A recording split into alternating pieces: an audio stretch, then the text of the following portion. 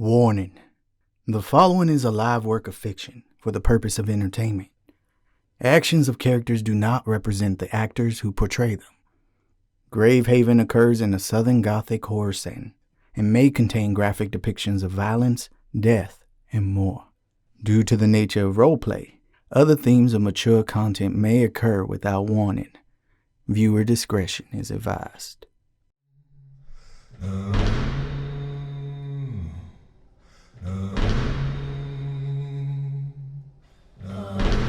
Bright light in the dark.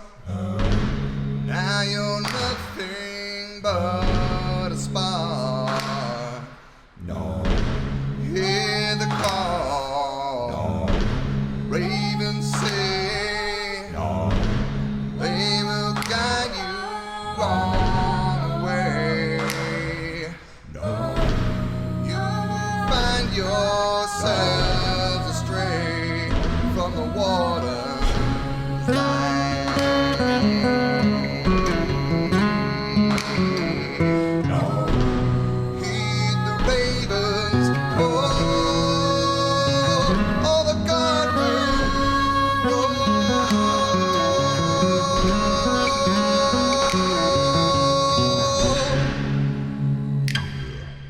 No.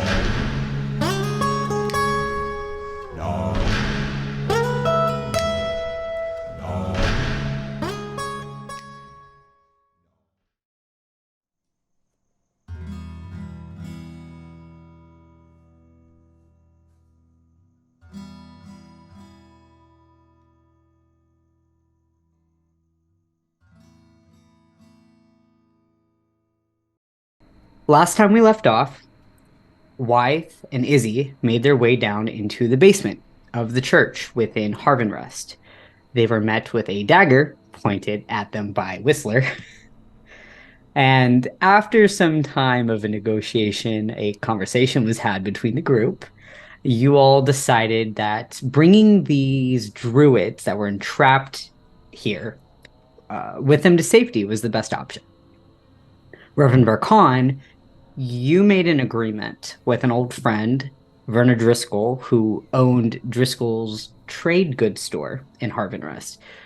And through conversation, in exchange of using his wagon, you would trade his way in the neighboring town of Alnwick. The group all came together, Sabriel placing the bodies that you rescued from the cornucopia within this wagon, and Whistler and Izzy, as you helped these druids into the cart, you all began making your way out of Harvenrest. Just before, WYTHE sees that there are candles within this church, and thought it was going to be a great idea to set aflame this church. As the church begins to burn, it distracted the town well enough for you all to get away. Using Whistler's knowledge of the underground system that you had been developing over the course of the past few months, you all were brought to an abandoned homestead where Whistler was able to catch a glimpse of the lives that lived there before. Investigating the surrounding area, an entrance was found just before Whistler's friend, Zebulon, told Whistler to run, as a distant howling was heard. In a moment of dread and chaos, the group was split. One consisting of Sabriel and the 5 dead bodies by way of the wagon, and the other consisting of Whistler, Reverend Varkan, WYTHE, Izzy, and the Druids. As the vicious werewolves began to give chase, Whistler and Horace, one of the Druids, distracted the Outer Crest, and you all guaranteed that these druids had made it to safety through this entrance.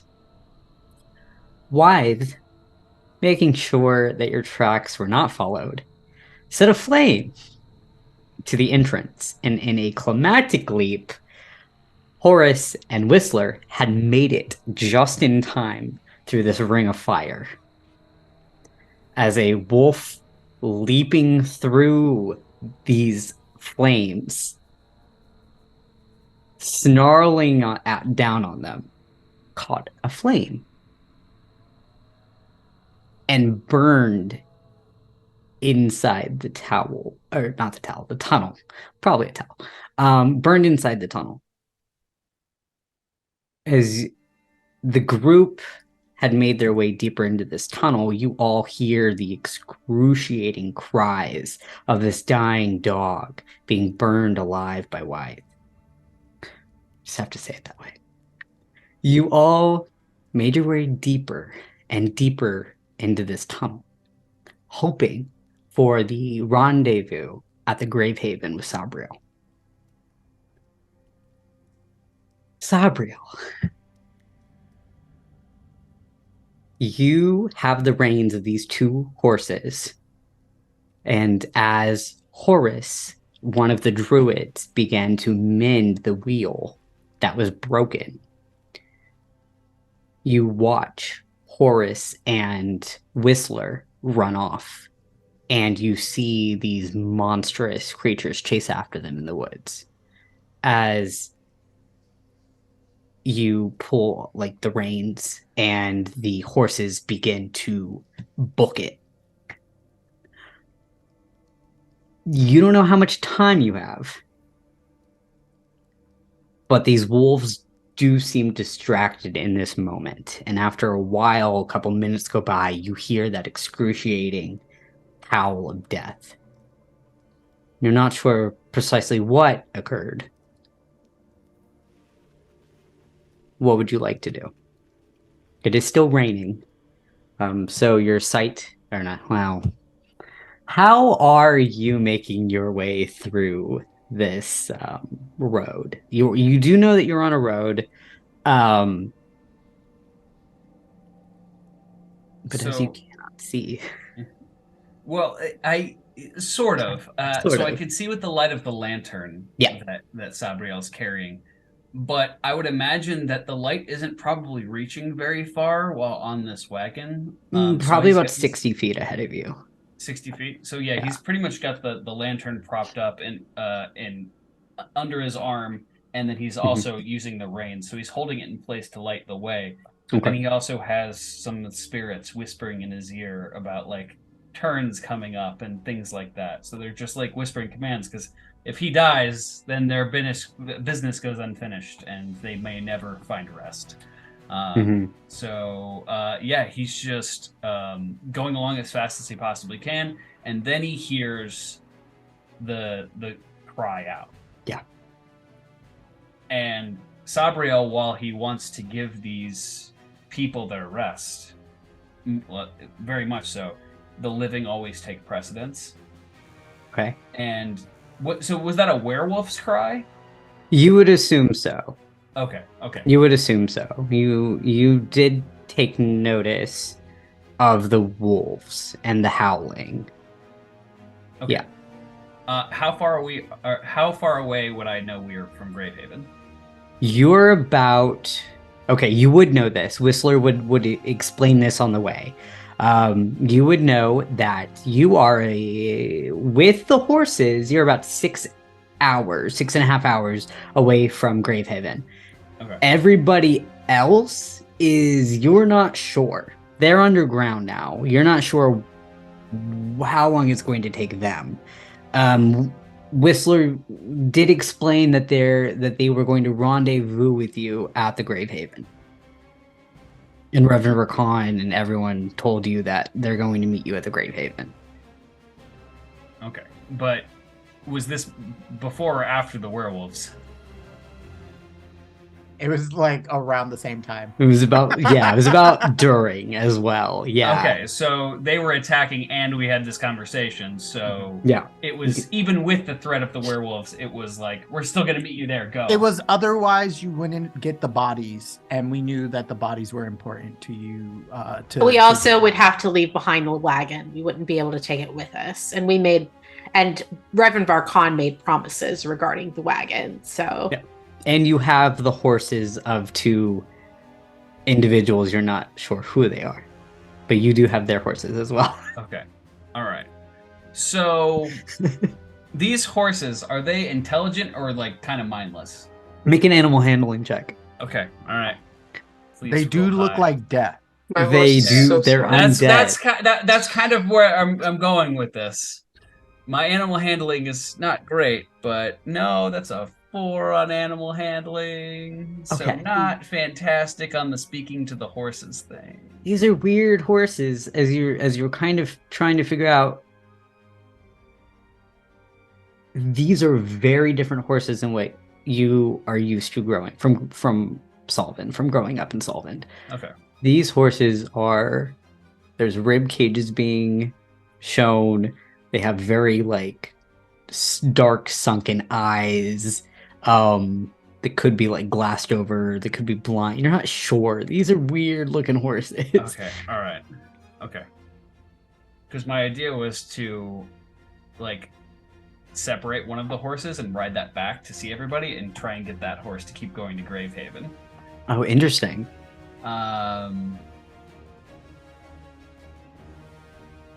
Yeah, that's what he's probably going to do because he's like, okay, I need to help everybody else. And at the very least, this other horse is just going to keep running.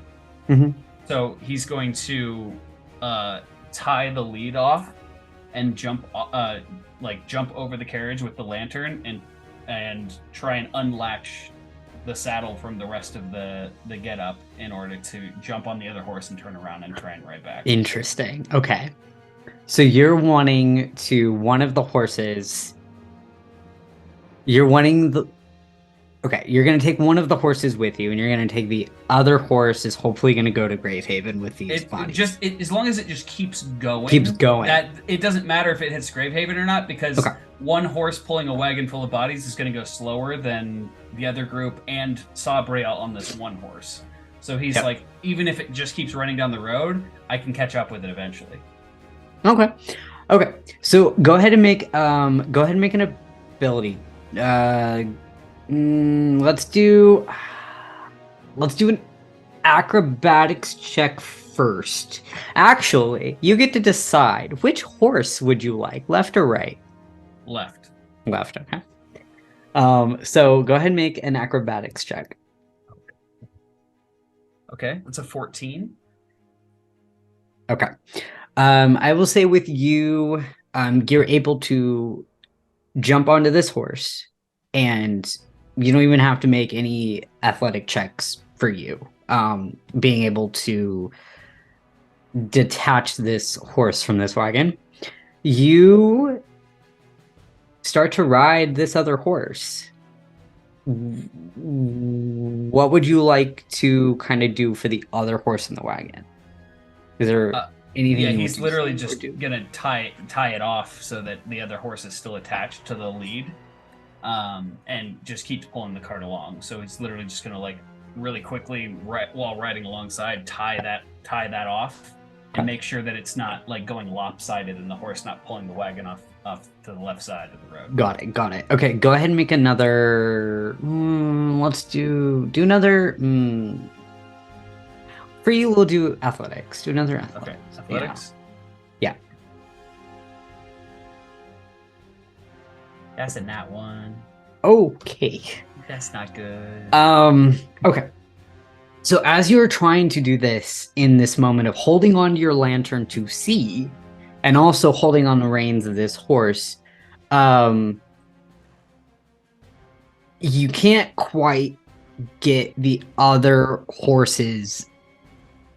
You can't really get it attached into the wagon to set it on its course. Okay, so it's not attached, but the horse is still moving. Just the chains and stuff are dragging on the ground. Sort of, yes. Okay. Yeah. Okay. They were both attached to the wagon, but you had to Undo detach the one, and then yeah. Okay. All right. So he's just kind of look, and is it still moving, the cart? Oh yeah, no, it's still going to keep moving this cart, but it is off a track of where it's jostling. And I need you to make a stealth check as well. Stealth? Yeah. Oh, boy.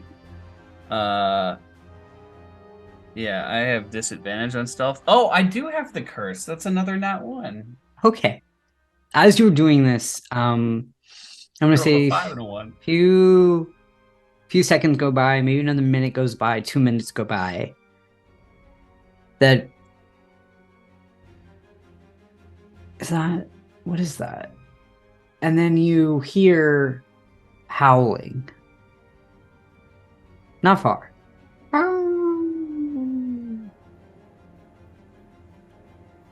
Does it sound like they're coming after me? You're not sure. Sabriel is doing some mental math here. Like, he's got the numbers and everything going up. Yeah. Okay, so what he's going to, I guess, try and do at this point is... Oh, that would be dumb. That would be very dumb. How far behind was everybody else?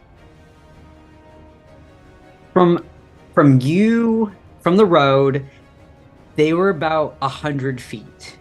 Well, you're not sure. But you just saw them but they're probably about, at this point, 150, 160 feet away. Okay, so... Possibly more, because they're going underground. So they're probably about 200 feet away. Oh, but they're completely underground. There's no way for me to even get to them to help them if I was... You're not sure. You didn't see the entrance. You would still have to find the entrance. It's... Got it, okay. In a way of... I didn't know that part. I thought they were literally following along the same path as me. No. They broke off from you to go look for an entrance to go underground. Got it, okay. And you watched the wolves chase after them, and you followed the cart in direction of the Gravehaven. So essentially you're doing this to meet at the Gravehaven. You're going above ground to the left side, and they're going underneath ground to meet. Okay, yeah, I guess Wes, now learning that, I will say that, yeah, he'll try and reattach the horse and just keep going on, because there's no way for him to even get to the other group. Okay. Go ahead and give me another animal handling check as well. I'll say with you are... The 19. 19. Okay. It takes you a moment, in terms of trying to get this interesting horse back on track. But it's very easy for you to put the reins back on and get it to where... It's stable again. It's stable, and they both are pulling this wagon again. But you're now riding one of the horses. Okay.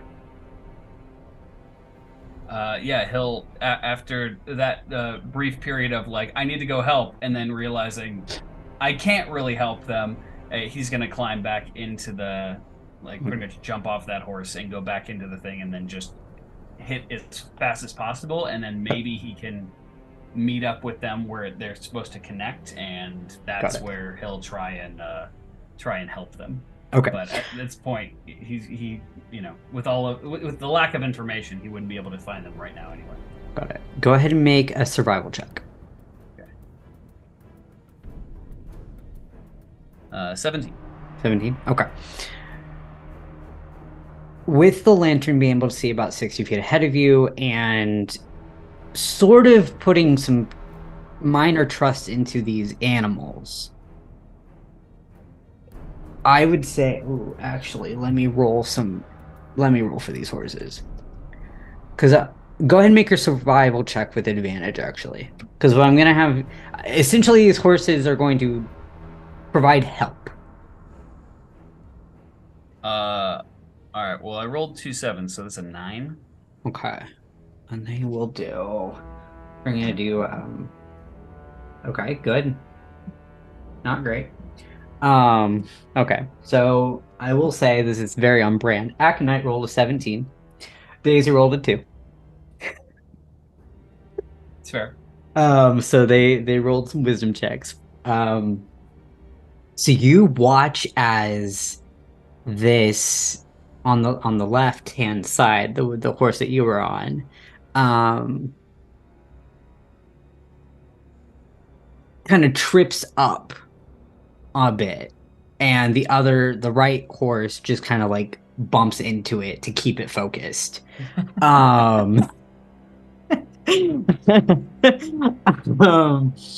And with everything, they are not familiar.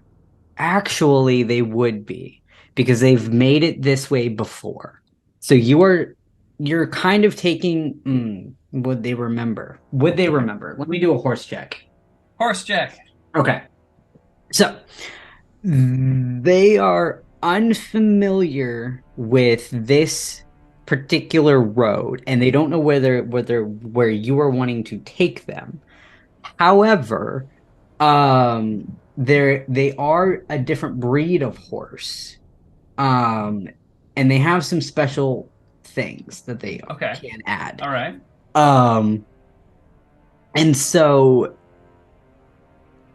I need you to make a perception check. Okay. This is interesting. I think I'm better at that than I am at survival. So actually, no. Oh yeah, I am. Okay, that's pretty good. Even with so the that's full a face mask. 21. A 21, perfect. Okay, with a perception check, you can sense with the rain, even with the rain, you can sense behind you that probably about 100 feet away, you hear pounding of some kind. Pounding? Like pounding of multiple like potentially like running footsteps of running wolves? footsteps. Okay. Yeah, potentially. You All can right. hear it about 100 feet away. So yeah, I hear that, and yeah, it's just gonna be like a Sabriel will just look straight ahead Okay. and just whip the reins like to urge them to go faster. Okay. In that case, I need you to roll initiative. Initiative. Oh boy. Mhm. As Okay. we have come into a bit of a chase. Yeah, that's fair. That's fair. Okay. Um, And they'll get all the same initiative. Okay.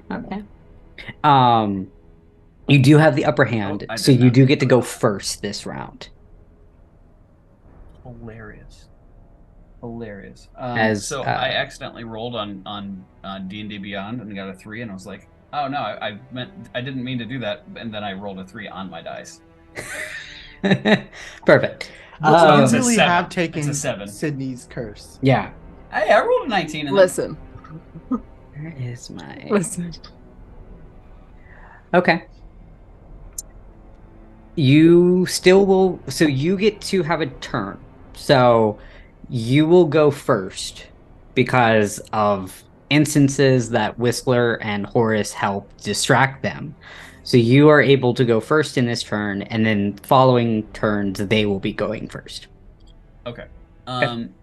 So as a bonus action, I'm going to cast Soul Scythe and activate the spirit scythe on my staff, so that it's not only glowing with the fire of the lantern, but it also can be used to slash at stuff. And Very cool. then I'm going to hold my action for if they get close to the cart Okay. to hit them. Cool. And I will roll for the horses, because they'll just go on your turn. And they're just going to see how fast they can go. Sounds good. So, with these horses in particular, they can go 60 feet. And they're going to use everything in their power to do all of that. So they're going to do dash, all of it. Bonus action, run. We're running. So they're going to go up to about 120 feet. So that's what... So you watch as these horses are like have a sense that something is chasing them, a predator, and they say, fuck that, and we're gonna keep running. So you feel this pull of them. And you watch the werewolves behind you. Oh, actually, you wouldn't know how. You can kind of sense their paws, but they are still about 40 feet away from you.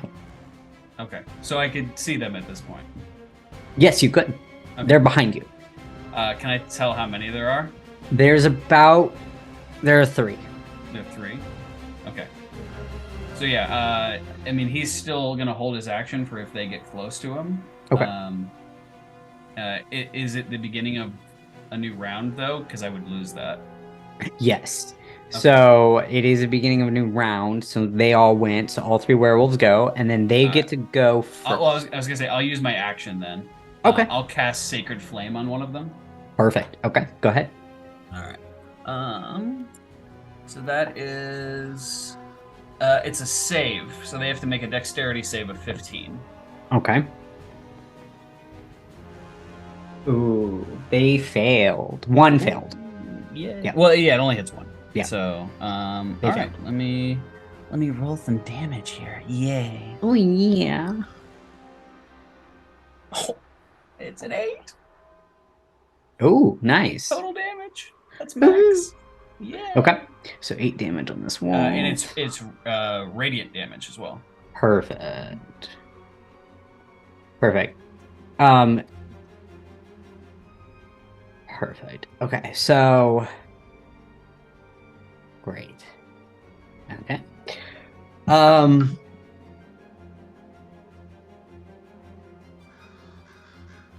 Interesting. They're gonna make a. Okay, they're gonna make a check real quick. Okay. You watch as you hit one of these wolves with Sacred Flame. And make a perception check. Just in this mix of nonsense happening.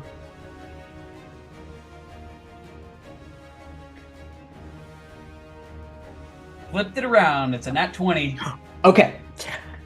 You watch as this werewolf gets hit in the face, and it sends it back a bit to like get back into kind of the motion of running. So you have put it back in its pace.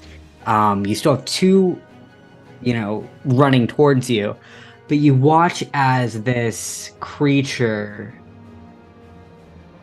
looks a bit confused. And then shakes it off and just keeps running. They will go. So the other 2 are going to gain.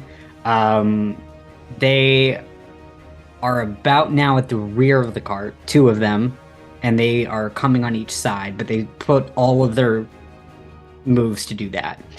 The one that you hit is also going to try to gain back. So go ahead, and it is your turn now. Okay. And knowing what my character would know about this world, Yeah. werewolves, are they intelligent creatures? Or are they kind of mindless, like, I'm going to murder everything? Go ahead and make a history check with advantage. Okay.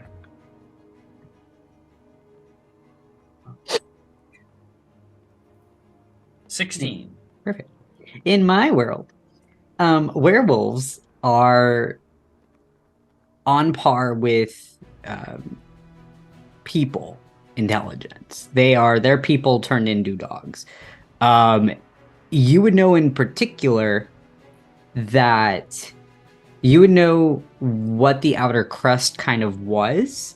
This is your first meeting of them, but the Outer Crest in particular are the subcategory of the Dusk Crest that they hunt down druids and they hunt down illegal means, such as herbs and such. So they are intelligent. They're intelligent, and they're also after the bodies of these people, right? Sort of deal. Sort of deal. Okay. Yeah. All right. Well, actually, let's see. Because they are dead. That's what the... Okay. Okay. That you would know that the look on this werewolf's face that you kind of hit with this radiant damage took it for a bit of a... Are we hunting the wrong person? Is this the person that we're not supposed to be chasing? Are we supposed to keep going after the other people? Kind of deal. But you're not sure exactly why. Okay. So on Sabriel's turn, he's going to, with one hand, take up his staff, Okay. which is now Soul Scythe, and he's going to yell at them pretty much. Okay.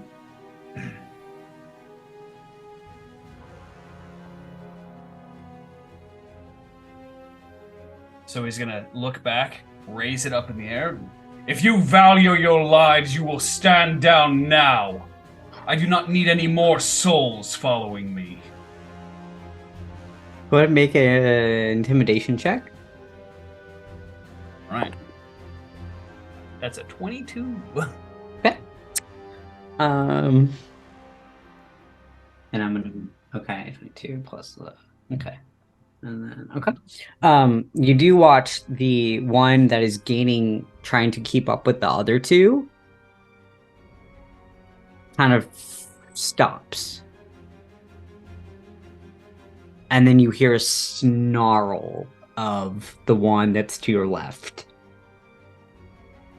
And then they kind of continue running.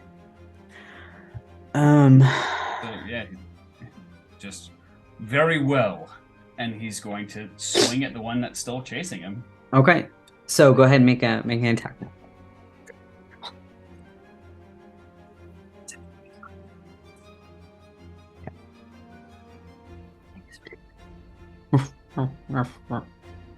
Yeah, so he's going to swing at him. I'm guessing a 25 hits? That will definitely hit this werewolf. Yeah. No armor. Right. No armor. Oh, that's brutal. And then I will expend a spell slot to deal for Divine Smite Okay. as well. Okay. So, 2d8. Oh, God. Dear Lord. That's a lot of damage. Just realized this.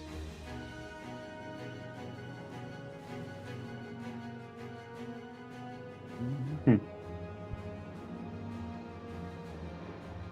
13,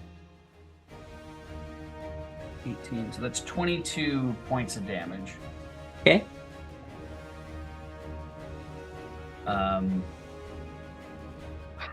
Yeah. Um. Some bludgeoning, some necrotic, and some radiant damage in there. It's a Okay. whole mixed bag of it. So as you cleave into this werewolf, the werewolf that essentially is frightened of you darts off. And now you only have two. One on each side, left and right. How's the one I just hit looking? Nah, well, make a perception check, actually. Okay. Okay. So that is a 17. Perfect. Okay. You watch as this. It did set it back a bit. As you managed to kind of stop it from running. So they had to kind of take a moment, catch the breath, as there is now a huge gash in the side of this werewolf. Still headstrong, and I would say with your kind of background, you would surmise that this might be one of the main officers that is kind of controlling this particular unit right now. and the other one on your right has now gained on one of the horses and is going to begin to bite the Leave Daisy horse. alone. Oh. Okay. That definitely will hit. Oh, Let me roll some damage. the powerhousey. Oh, not bad. Okay, only 4 points. So you watch as this werewolf takes a huge chunk into this side of this horse and rips out the flesh of this horse, and you can kind of see like this bone. Not really blood spills, and it's more of just bone and flesh. Okay. And the horse is, what a tickle. You watch as this horse is literally like, okay, take more flesh. I don't care. And I this don't werewolf need is like, this. what is happening? That should not happen. These horses are whack. So that kind of throws the right werewolf for a loop. And then the left werewolf is still gaining on you, and they are essentially going to try to cut you off, and you can see it happening. Okay. Okay, and is it my turn? Yes. Okay, so he's going to make an attack at the one that he landed a pretty good hit on these werewolves, and that should have realistically stopped a lot of different things. So this time he's going to stand up and with both hands bring the full weight of the lantern and the scythe down on the back of this thing, literally trying to like practically pin it to the ground with soul scythe. And Okay. like Go ahead and make an attack. Okay, let me do that. Wow. Okay, that's a 17 to hit. That will hit. Excellent. Well, I think I used one first level spell slot. I guess I'll just use another one Okay. to do Divine Smite again. Okay. Because why not? Screw these guys. I told him. 10. Oh, 22. 28 points of damage. 28 points of damage on the same werewolf? The same one. Okay.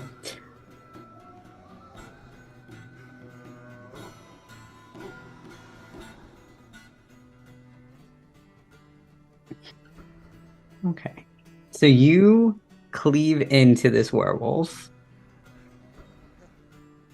And the momentum of this swing, as you are putting your full force into it, you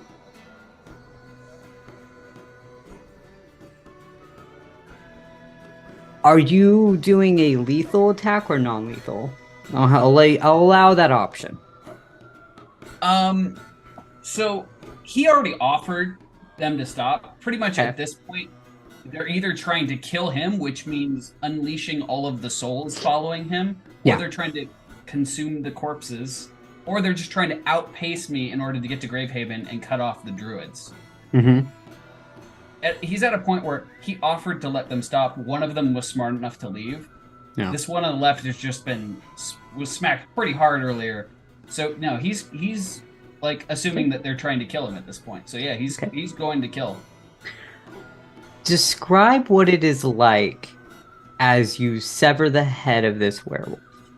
Okay, so he stands up really quickly, stepping down on the reins to hold them in place, and then full force brings it over the lantern staff over his head and cleaves straight through it. Okay. And it goes so far that it smashes into the dirt sending a cloud of rocks and dirt everywhere, and the head comes off. And something else horrifying that you would see is, never mind. But yeah, you notice that as this slice cleaves through him, the flesh starts to eat away from the necrotic damage of the soul scythe. Okay. As you cleave the head off this werewolf, you see leaving behind a naked humanoid with the head clear off. And a soul begins to follow you. Fair. And then he's just going to look to the other one. Last chance. Make a intimidation with advantage. Okay. Yeah. Okay, so that's a 17. 17. Okay. And they're gonna roll with disadvantage. Yeah. You watch as this werewolf slows down the pace and rushes towards the fallen individual and kind of like nudges it with its like snout. And you hear as you get back onto the reins and head towards Gravehaven. Ow! As this werewolf just howls. Different than the dying werewolf howl that you heard earlier. It is more somber. And So- yeah. I was going to say, the first thing he's going to do is whisper to the spirits that are near him, bring that one to me. Bring the soul to you? Okay. They will listen, and they will bring the soul to you, which is fairly simple to do. And he's just going to keep looking ahead at this point. He's going to deactivate Soul Scythe, which you just see these souls almost reaching out of the lantern, trying to get away, and they're just being pulled back inside as the scythe disappears. And he's just going to keep looking forward. Why did you not heed my warning? You're talking to the soul that you just killed. Yes.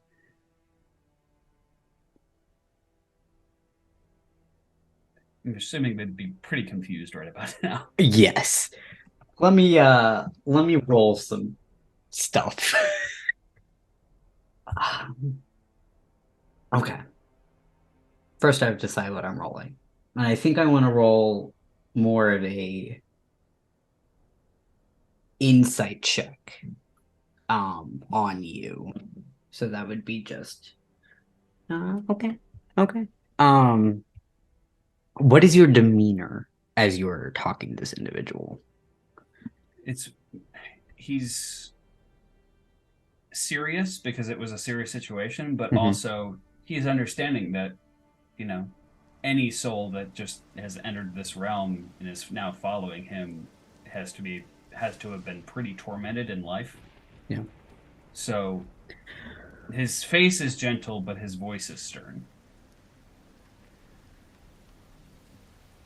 So it's, why did you not heed my warning?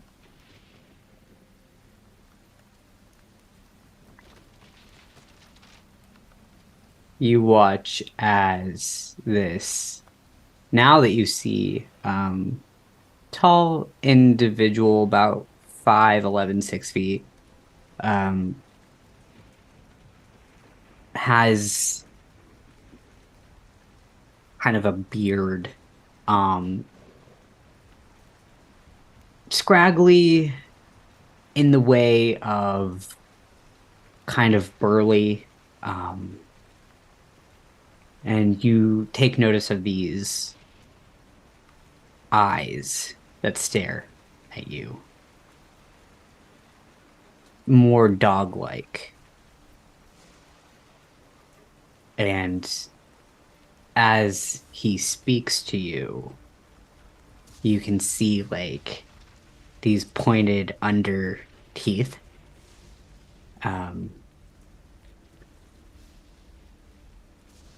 Is what we always do, is follow orders. We can't help it. We have to follow orders.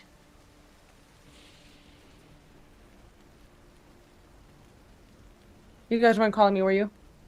No. Okay. Is everything okay? No. We're good, I think. Okay. Yeah. Did you just... Oh, I see. Okay. Now we're good. Thanks, man. So he's... So Sabriel will look somberly over at him. I am sorry, my friend, but your orders have gotten you killed. Your friends were smart enough to stop. But you, I'm afraid...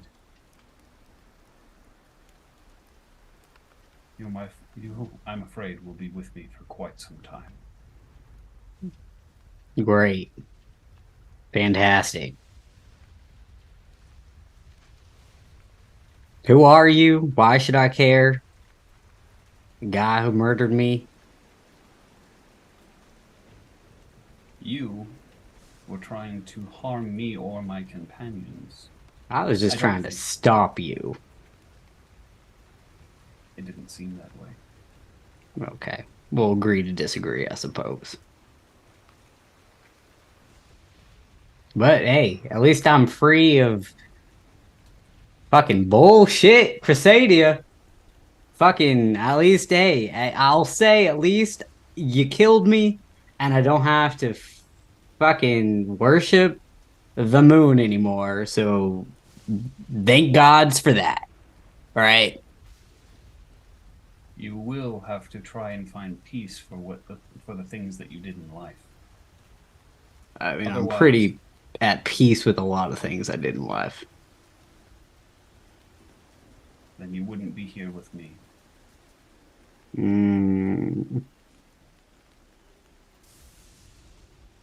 I don't know who you are.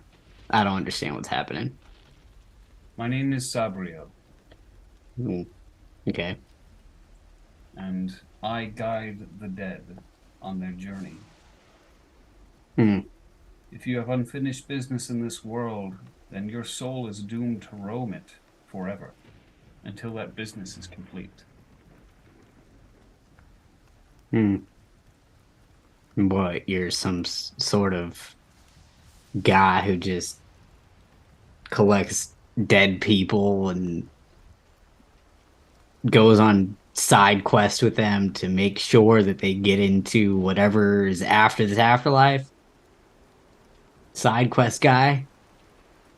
It is also to protect the living.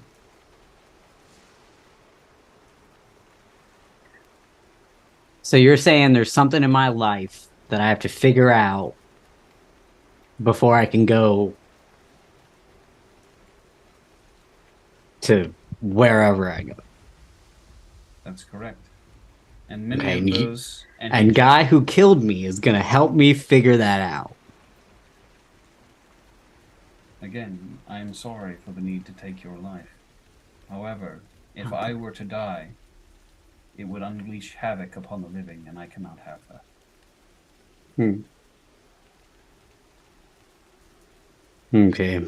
He's gonna sit down next to you, I guess, in this wagon as you watch this ghostly visage of this individual that you slaughtered.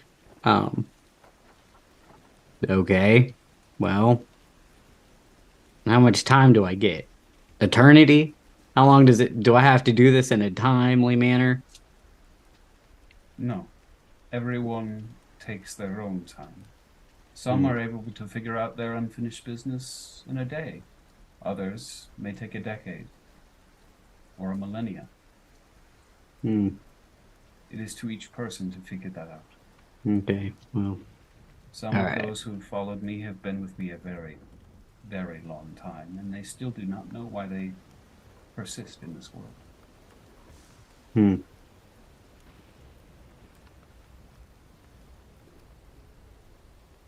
Okay. Interesting.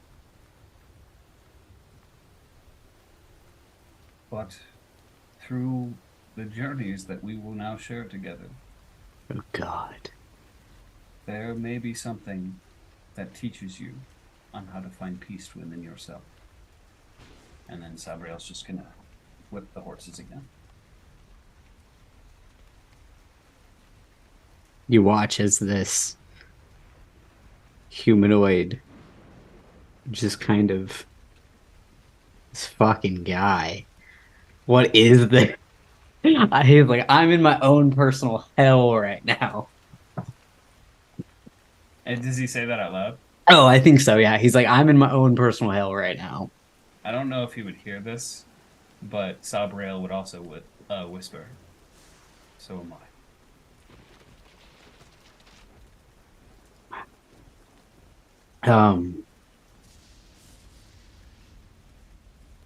You keep pushing forward to Gravehaven. A few hours go by. The rain starts to let up and is no longer pouring. A few hours go by. A few more hours go by.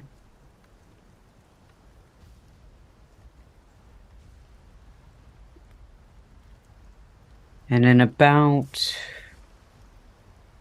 yeah, that'd be, let me see. Yeah, okay. You see, coming upon the hill, a familiar sight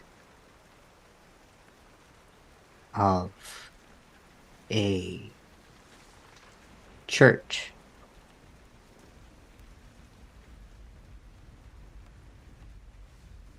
And as you get closer and closer,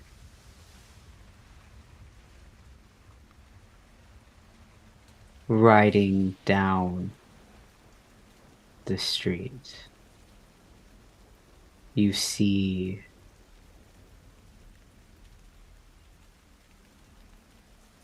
interesting.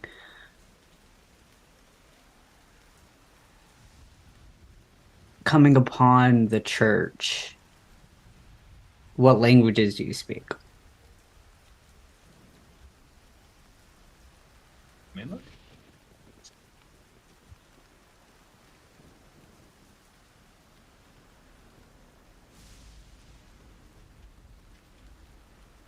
Anyone know where on D&D Beyond you could find that?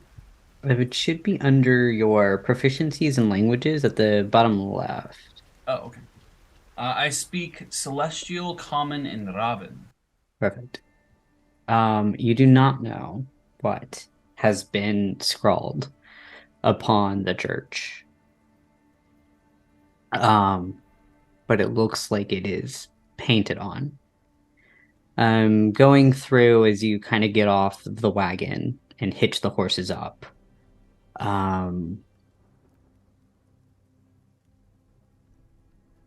Is your friend still with you? Your werewolf friend? Or would they go back into the lantern? So only evil souls are trapped in the lantern. So if he is an evil soul, he's trapped in the lantern. He's not evil. He's just an asshole. Then that's, yeah. Okay. And Sabriel has unfortunately had to take the lives of those kind of people because they would murder innocent people. Or Okay. No, he's actually, you would know, he is a chaotic good individual. He's not evil. He's just put in an evil situation. But even those following orders can do evil, even if they themselves are not evil. That is true. So if he's still following you, he kind of looks over at the scrawling language that's written. He looks over and he says, "You brought me to fucking Gravehaven?" This is my home. Oh, God. Alright, well. I mean, I can't do anything about it. I'm stuck on you, so. Alright, I'm here. Can I go? Do I have to be here? Can you, like... You do not have to be here. You can roam as you wish, but most He walks away. follow me. He doesn't want to be around you. Yeah, one of the other spirits, I'm assuming, would come up at that point. Yeah, you see one of the spirits. Oh, don't worry about him. He's just a little bit uncouth about the whole dying thing. We all are. But oh look, you made a friend. That must be real nice. And they just kind of walk away. And What would you like to... Oh, go ahead. You can see that he just, like, if he's, a single tear, like, mixed with blood comes down Sabriel's cheek and he wipes it away. He doesn't like taking lives. He only does it when he feels it's necessary, and avoids it at all possible. Yeah. But You see another image of another spirit that kind of is wandering around you. Good.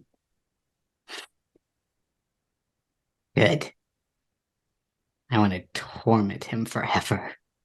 I've always wanted a dog. Can I play with him? Francis, there's always space in the lantern. Mm, Do not torment anyone.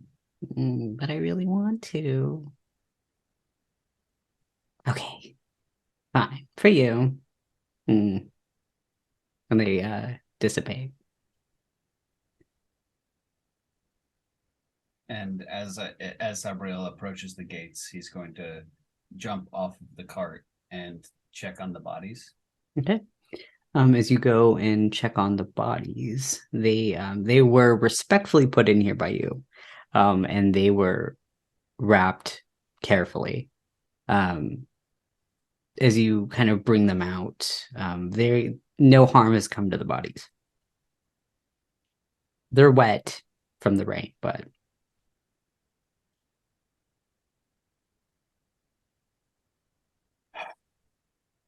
And are the gates open? yes, Okay. the gates are open. They're a little broken. They're a little disheveled. Rust is on them. But They're as broken you... open? Oh, Is this yes. something new? No, Oh, okay. they're just kind of always broken. Got it. So yeah, he's going to lead the horses in by hand and on foot. Mhm. And then he will take them to a whatever chamber it is to prepare the bodies for burial or cremation. Okay. Yes, there are the two options. You can bury them outside. And then there is an underground crypt that you can also begin to bury them. So knowing that they were druids, he's going to bury them outside in nature instead of a crypt, surrounded by stone and things that were carved by like other people. Surrounding them with life, he feels like is the best treatment for people who were treated so poorly in theirs. Okay. As you spend the next few hours, you see the morning sunrise. As you have ridden all through the night, gotten here, and have begun preparing these bodies for burial. Yeah, and he's going to listen for any horses coming and be prepared to go and defend the other group should they arrive. Okay. You did not hear. It's actually very quiet at the Gravehaven. The occasional raven caws. I think at that point, after about an hour of waiting, he would try and figure out where, like an hour of preparing, like where they would be coming from, and he might take one of the horses back to go help. Okay. So yeah, he would do what preparations he could in an hour, and when they don't show up for an hour, that's when he starts to get a little worried. You would know that it took you 2 to 3 days to get from Harvin Rest to the Gravehaven. Oh, I thought you said it's 6 hours. 6 hours for you. Oh, but they're going underground. Yeah. Okay. So you would be aware that it would take them about 2 days. Okay. Got to it. rendezvous with you, because that's how long it took you to get to Harvin Rest. On foot? Are they on foot? Yeah. Okay. And you had a wagon and horses. So yeah, then he would then, knowing with that information, he's going to would I know that the caves are passable with a horse and like a horse and a wagon? Through your knowledge of how the caverns work, it would it was hard for you. Well, yeah, it was hard for you to get through them. Okay, so that would be too much space for. Yeah. So yeah, then he would. I guess he would prepare the bodies for burial and make sure that they're treated, and then he would head to the tunnels again to meet up with them. Okay. Interesting. Okay.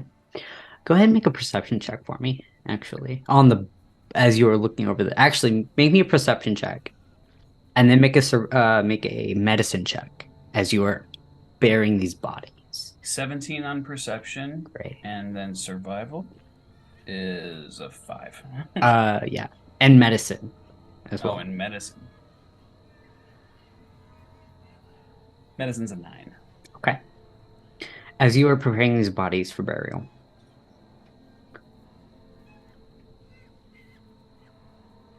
I would assume you're kind of cleaning them up, making sure that you're not just dumping them in there. No. He's salting the grave and, making sure that everything is being taken care of. Nothing will feast, nothing will get in and feast on them or anything like that. So he's burying them. And he's going to put in each of their graves lily petals. Okay. As you are... And seeds for flowers. Okay. As you are going through, you notice that there is interesting.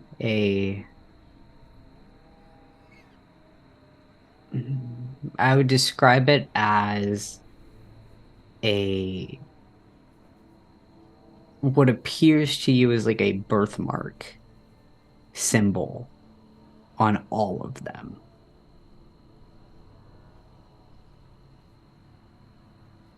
He'd find something and draw, write it down. And write it down. Okay. Yeah. Make a history. Well, would you? Yeah, go ahead and make a history check. We'll see. Ooh, 19. Perfect. 19. Okay. When the Duskcrest guard spoke with you and said a prayer and touched the bodies, it was in that place that those birthmarks were. So you're not sure if they've always had them or if it's something that appeared. Got it. That's something to ask the other group of druids when they arrive. Mm-hmm.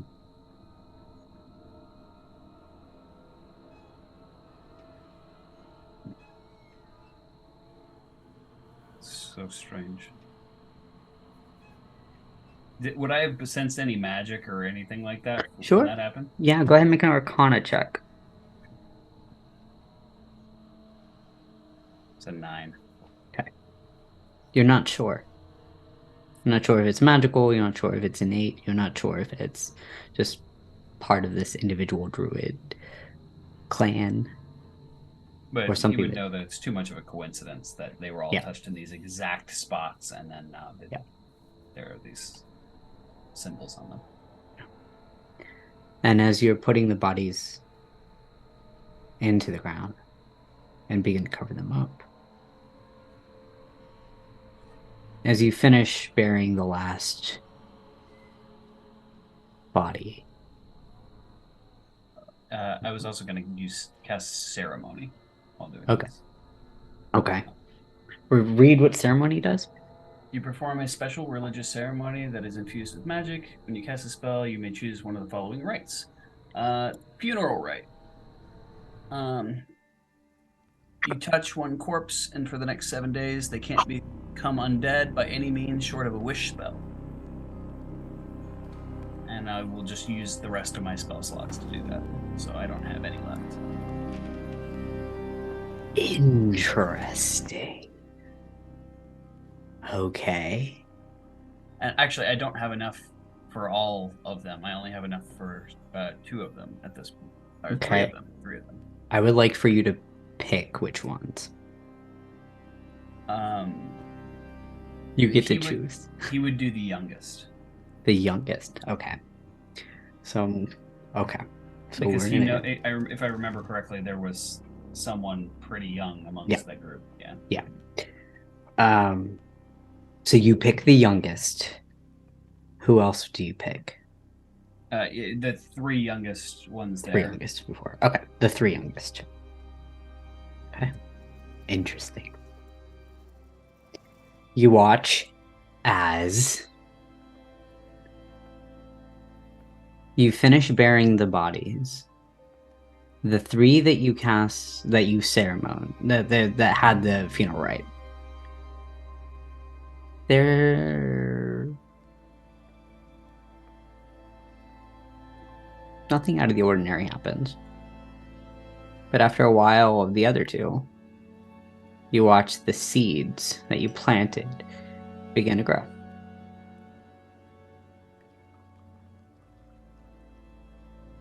That's interesting. As the flowers have now formed. That's impossible. How could... And he's going to go over and stick his lantern in the ground and start to move some of the earth aside and look at them still in the wrappings. You He picks out one of the flowers and like looks at it. Is there anything magical about the flower at this point? No, it's just a flower. As you feel the warmth of the sun begin to rise.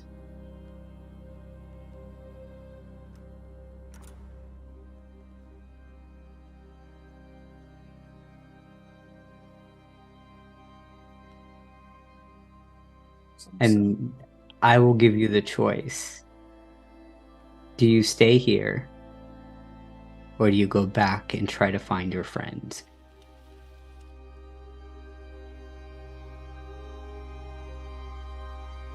Are there other guards at the church or anything like that? At Gravehaven or back in Harvin Rest? Gravehaven. No, it is only you. Whistler was said to have stayed behind, but you know that did not happen. So, yeah, knowing this, You're the only one here. he's going to have to hold down the fort just in case the werewolves just cut them off here. Okay?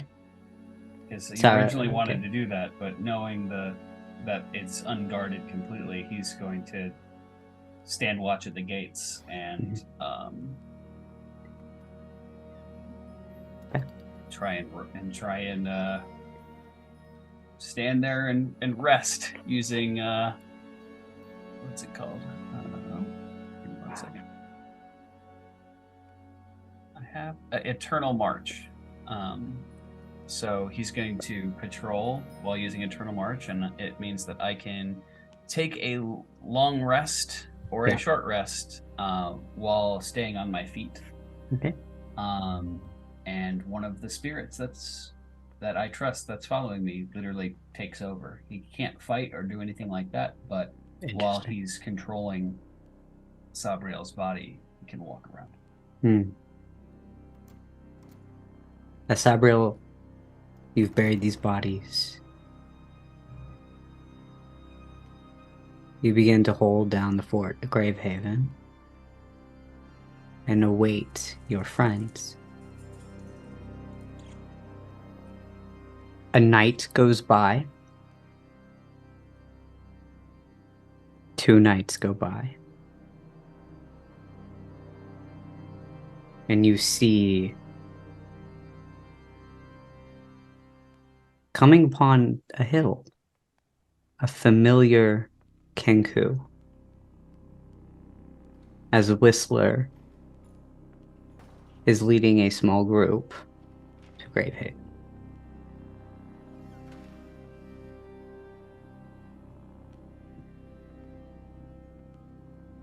You all now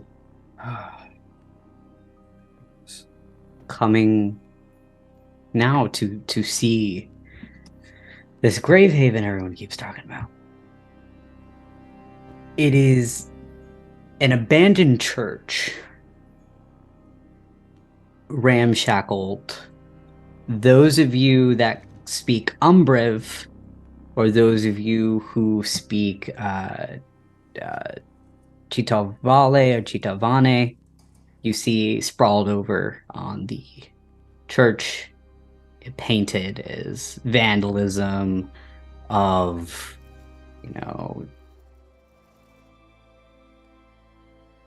essentially not so kind words on the god of death, and more, there are moon symbols that have been drawn on here. You see that the gravestones of these markers, they're all in shambles.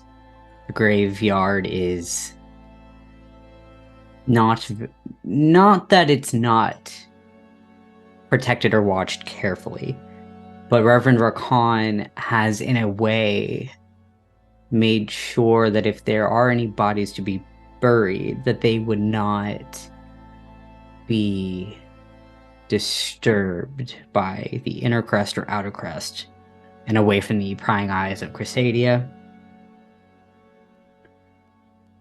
As you all have gathered outside of the gates of Gravehaven. I would just like to welcome all of you to Gravehaven. This is where I and my 2 compatriots reside. You are welcome, WYTHE and Isidora. Because I'd imagine by this point, we've introduced ourselves to each other and everybody knows who everybody is. Yeah. No. And describe what you... Are you still drow? Or has that changed?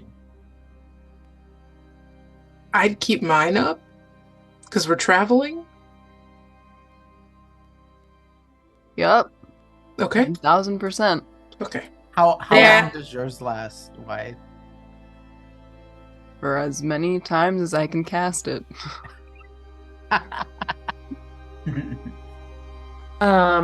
There are rooms that you can settle in if you like. Gravehaven may not look like much, but it's spacious. There are plenty of places for you to rest your head. I imagine you are all very weary, but you are safe here in Gravehaven. We'll make sure no harm comes to you. You watch the sisters that you saved. Thank you for everything you've done for us. And you watch Horace kind of goes up. Well, there's nothing that can be said. I mean, many thanks to all of you for what you've done for us. I'll be sure to bring the bedding and any meals that we have to your quarters. That as well. And it is a pleasure to meet you all. Properly, this time. I like hop on over to Reverend Varkan's side, and I like tug on their outfit a little bit, and I go, it looks like someone vandalized the church when I was supposed to be guarding it. But I'm sorry. I had the feeling that it would be better if I was with you guys. I'm sorry. Reverend Varkan places like a gentle hand on Whistler's shoulder and pats it. Other people's words are simply that, words. So long as we are here, the church stands. Right. Sorry. You And don't he- need to apologize, Whistler. You did what you felt was right. Whistler brushes along the white streak of feather that he has brushed over his eye. He just kind of, that's what he does when he gets nervous. Not nervous, more like he just feels uncomfortable. He knows he let down his new home a little bit. And even though you said not to say sorry, he feels bad. I think we have some empty rooms in the clergy quarter if you want to guide them in that direction. Right away. Yeah. Please follow me. And he hops up and sort of begins showing you rooms. Perfect. I would say as you all go in, you go up the steps of the Gravehaven to the main entrance. These rather large doors made of kind of this dark wood, ebony wood. Hand carved in them are motifs of ravens, a lot of the Death Warden motifs. Leading up as you open into the entrance, the vandalism on the doors, vandalism on kind of the stonework. You pushing past, you all kind of feel the cold wind as there is kind of areas of the roof that are not, that have collapsed. Going down the nave of the main kind of hallway of the church, you see is kind of pushing through all of the various pews. Some have cracked wood in them. For Izzy and WYTHE, kind of hearing about the Gravehaven, you weren't expecting it to be in such of a shape. The stained glass windows, some are broken in places, and you can see that rocks have been thrown to break them. You notice that there was a bell tower at the very top of the steeple. You, as Whistler is kind of bringing you in, you pass through the refectory, which is kind of the mess hall where foods are being prepared. You go through, there's some closed doors that you notice. Whistler takes you out into a courtyard. And in this courtyard, you notice that there's marble statues that are broken in pieces. There are flowers that are dead. Everything's kind of grown over. And going through the courtyard, you have made it to the clergy quarters, which are various rooms for those that need a place to stay. And I will show you all the map. Here we go. You're all there now. My church is pretty dope, y'all. And you hear Horace, one of the druids, go, well, I mean, it needs a little bit of work. And if you get me some wood, I don't mind patching up some areas. I can get that roof fixed. I mean, I don't know much about glass work. That's not my expertise. I am a carpenter by trade. I raise my wing. Yeah. Can you patch some of the holes in the bell tower up? It gets kind of windy up there. Yeah, but I reckon I could. It is kind of you to offer. We're certainly not opposed to the help. That being said, it would probably be dangerous for all of you to remain here too long. We are probably going to spend the next few days looking for the best way to safely get you out of Crusadia. Yeah. Well, that's mighty kind of you. I have mean- a question. How did you get caught? Who are you talking to? Me? The druids. Horse? All of All of the them. druids. Oh yeah. Well, you watch the two sisters. The older sister just kind of like looks down. Horace goes, well, I was traveling from Alnwick. That's where my wife and children are. I'm Crusadia born and raised. And I was trying to buy some extra wood over to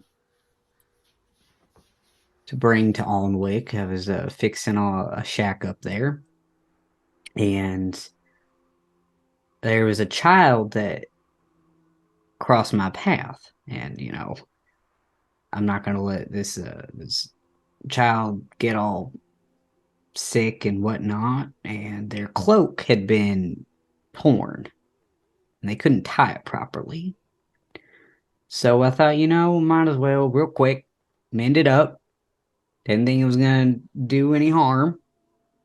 It takes takes a lot for people to gather goods, and I didn't want this child to go and have to ask their parents to go and sew it up. I can do it easily, and I did. And I did it, unfortunately, in front of a Duskcrest officer. And they weren't too happy about it. And I haven't, yeah. But I don't regret what I did. I really don't. It was a poor situation, sure. But I'm glad that that child's not going to be cold for the winter. Who else are you asking? I basically want to know the other druids. I'm trying to figure out if it is all, hey, someone saw them using druidic magic, or if it's like something else that happened. Go ahead and make a persuasion check on the rest of them, because Horace kind of took a liking to you. And he doesn't feel too. Okay. You have not heard one of these individuals. They have not spoken the whole time. Oh, wow. So You said persuasion? persuasion. 15. With that, you see Horace goes and goes into one of the rooms. He says, "Well, why don't I take a look around? I'm sure if I find some scrap wood here." And he kind of walks off to go, to actually go and try to fix some of the Gravehaven up. So he'll go do that. Who are you asking now? So just so I know, there's the two sisters. There's the two sisters. tiefling as There well? is the tiefling, and there is a male drow. Okay, I will start with. See, the one I don't feel like I know. I feel like I met one of the sisters. She at Mhm. least talked to me. The tiefling was kind of in the back, just being silent, and The just tiefling there. has not spoken this whole time. Right. So I'm not like, I doubt he'll feel like he wants to talk. But with the 15, I wonder if the sister who I already had a slight conversation with would Yeah, be open. that would be the older one. Okay. And what was the persuasion? 15. Okay. You watch as the older sister kind of looks down at this question meets your eyes and looks over to her sister, her younger sister. Oh.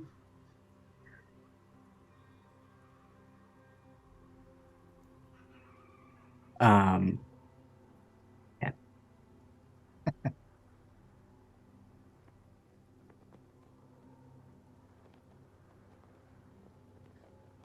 Mr. Horace was nicer than I was. My sister and I were passing through Harvin Rest. We're not from here. We're from the Obsidian Vale. And we were hoping to make it towards the Malkior coast to one of the ports there and book passage. And we have no money. And we had no food. And so we thought, well, I thought that going through Harvin Rest was our safest bet instead of Crusadia. And so I stole some food, but I did it in a way where magic was involved. And I thought that I calculated it correctly, that their particular patterns of the Dust Crest schedule, that they're walking through, I miscalculated. And I got in trouble for stealing. I walk over to her, Yeah. and I hand her a piece of my it's not gold, it's a coin. I will give her a medium-sized coin and go, before I came here, I too starved on the street, and I thank you for sharing your story.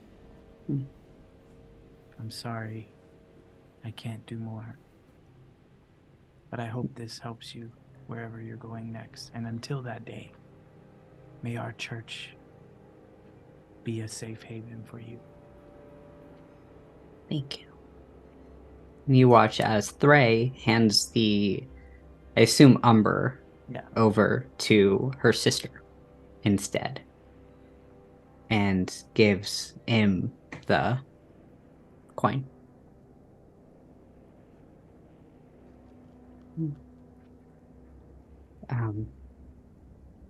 Thray takes Im's hand and they go into one of the quarters. And they go and they just kind of sit on the bed for a little bit together. And you see Im look at Izzy. Thank you for everything you did. Thank you. Thank you for saving my life. Nothing. It's fine. I don't have anything to give you that would be helpful, but actually, I think Izzy's gonna give them her watch, just like the watch that she has on. Okay. I think All you right. had a better idea, but you should get that shift change right before you try to do something like that again. Mark your time properly and move fast. You watch as she takes this. I won't make the same mistake twice. Good. And if you do, make him pay for it. I like you. Who else are you asking, Whistler? as the sisters go. Ah. You also have the male Which- drow and the yeah. tiefling. What is their demeanor looking like right now? On who? Both. The male drow is talking. Is this? You have not heard this male drow talk, I don't believe. I mean, they have been speaking, they're communicating, but I don't think anyone here has been as of us. Yeah. Let's start with the drow. The drow. Since the Okay. tiefling seems like the harder nut to crack out of all of them. Okay. And I will give you all of their names as well. Okay. Because I assume you would all know. Well, this male drow, this is the one that wears a brass leaf cuff on their ear.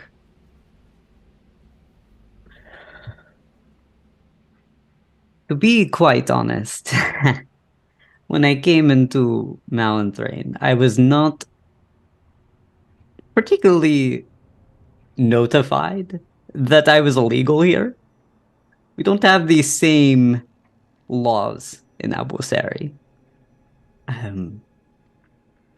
However, I do like to fight for the cause. I did quite well for myself. And so I, stowed away on a ship, made it to Port Corio, and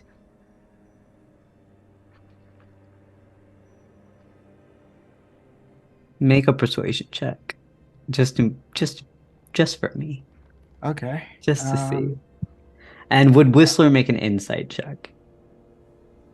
Yes, he would. Okay, But- make both. Okay, so that persuasion check was not good. That's gonna be a 10. But insight, let's find out. Much better. Do I have a lot of insight? I got decent. 19. Okay.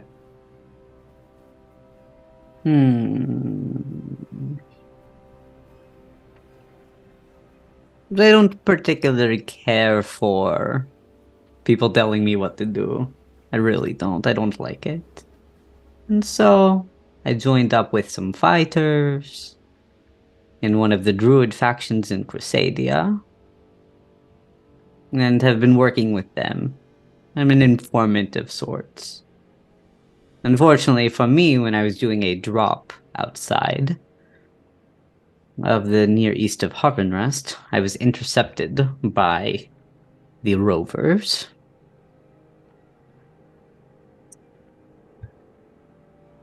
And luckily for us, and he looks at Whistler, Ren managed to escape,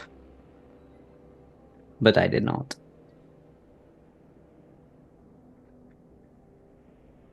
I see. Just to clarify for myself, Ren is my contact. Yeah, Ren is your Harvenrest. contact. Yeah. Cool. Yeah. He sort of smirks a little bit and then just kind of smiles.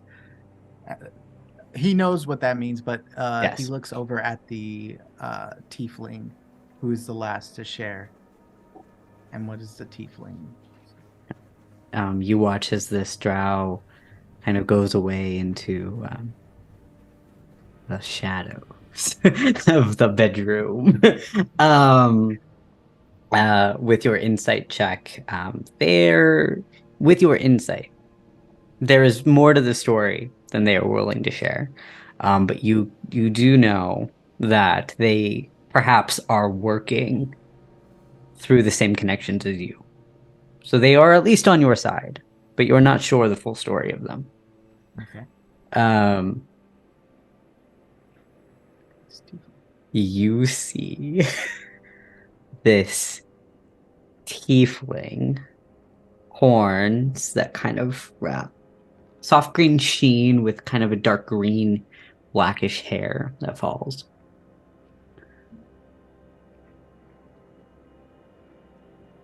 They're just staring at you. All right. I They have not made a word this am whole going time. to. That's fine. I go, if you don't wish to share, you don't have to. And then I turn to walk away, but as I do, I'm going to start getting my eyes to change color so that I can ask Zebulon to trail him. Okay. Okay. You're not going to tell me who you are and you're staying in my church? No. Okay. So you have put Zebulon on the track Yeah. of this individual that you are not sure their gender. Yeah. The individual. Thank you. Yes, they are very mysterious. So here's who we have so far, and I'll write this all out for everybody. We have Thray, who is one of the sisters. Then you have Emmeline, Im, and I'm going to put this in the chat so we all know how to spell them. You have Im, you have Horace Imenheiser, who is the carpenter. And then you have Ephraim Cresswell, who is the male drow. And then you have this mysterious tiefling that won't talk to anybody. Wythe, make a perception check for me while we're here. Bless. Amazing. Oh, love me some good old perception. Of which is quite high because no trust nobody. 17. Okay. You watch as this tiefling gives you a look and walks away. Cool. Well, Wanda is gonna Are you still Wanda? I'm still Wanda. Are you still a drow? Yes. Okay. I And don't you're still trust casting nobody. alter self every time. Every time we had a rest, I guarantee you it was really rough. It was bad. Yeah. Like, she felt the timing on that. She's like, we gotta rest. And every time she popped up, she's like, I'm tired. And she cast this guy's self on herself again. No, she's still Wanda. 10,000%. So Wanda's going to turn to what's Izzy's fake name? I just told them my name. Oh! Right. Well, Wythe is gonna tell Isidora, I'm gonna go get some water from somewhere, and I will be right back. And Wythe is gonna follow them. Can I do a stealth check so no one suspects that I'm doing Yeah, it? go ahead and make a stealth check for me. Not That's sure how great. I'm supposed to Yes, interpret yes, that. Reverend Varkan. Yeah, Yes, Reverend Varkan. sorry, I've been just so that you're aware. Reverend Varkan would have left the moment Whistler started getting nosy with the druid. They don't care who these people are in so far as that, like, they brought good. them here to bring, like, to give them shelter. Okay. They don't need to know their names. They don't need to know I their love this. story. Like, Okay. that's not their ministry. Okay. They would have headed to their room because they've got their own thing that they need to do. But Okay. basically, it's like if they're bringing people into their space, they're trusting them not to be jerks. Basically, it's just like if Whistler needs to be nosy for his own sanity, whatever. But Reverend Varkan is it's above Okay. them. This is So- good to know. This is very good to know. Okay. So On the why? opposite of the board, though, I was Yeah. going to say Sabriel is absolutely still there, and he's just kind of listening to the conversation that Whistler's having. Doesn't want to interrupt, but also wants to say hi to his friend. And he's also curious as to what was going on with the Druids because he still wants them to have a look at the symbol that he saw. Ooh. Right. So Wythe, Uh-huh. go ahead and make your stealth check. It was bad. It was a 3. Okay. Because this is going to be very interesting. Oh, crap. And Izzy, where are you? Are you still with the group? You're with Whistler and Sabriel?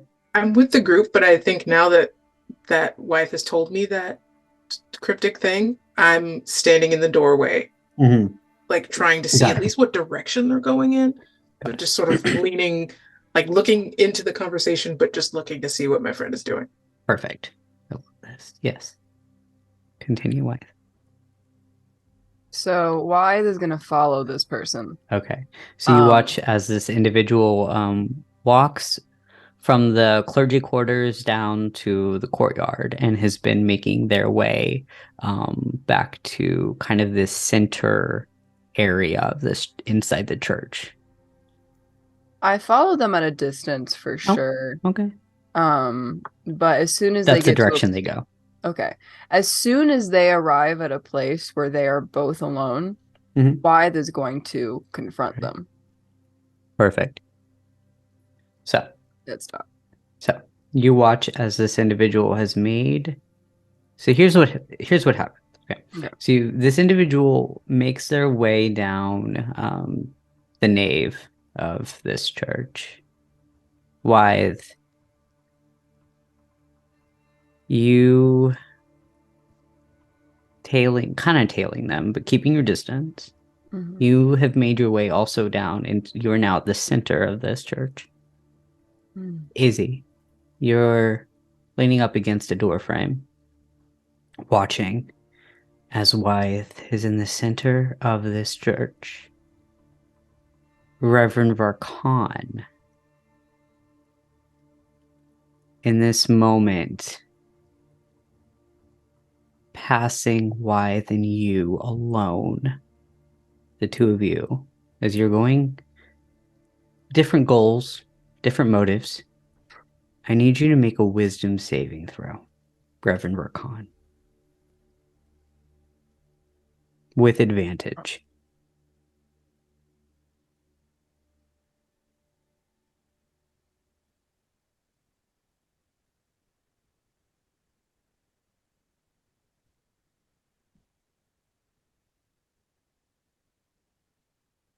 That's a 21. Okay. And what is your... Okay. Go ahead and roll history with advantage for me as well. With your wisdom saving throw.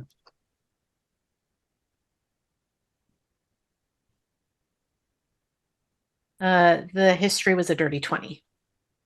Okay.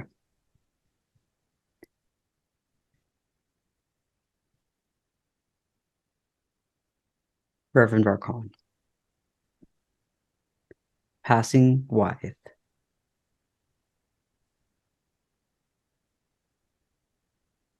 You feel a sense of time slow down.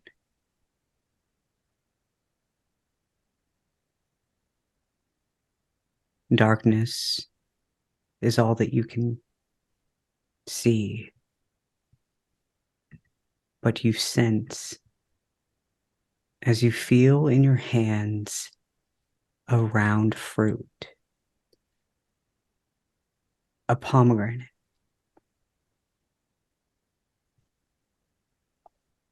And you sense around you darkness all around in this kind of shadow.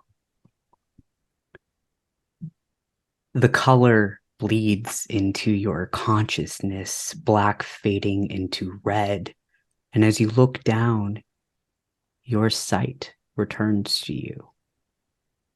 Looking down in your hand, this deep red fruit. The pomegranate opens up, and inside, blood begins to pour from within. The blood coagulates into a liquid gold. As the ebb and flow pulls you, the gold drifts away from your fingertips. And you look up, and you are standing in a gold pool within a dark chamber. But you are not alone.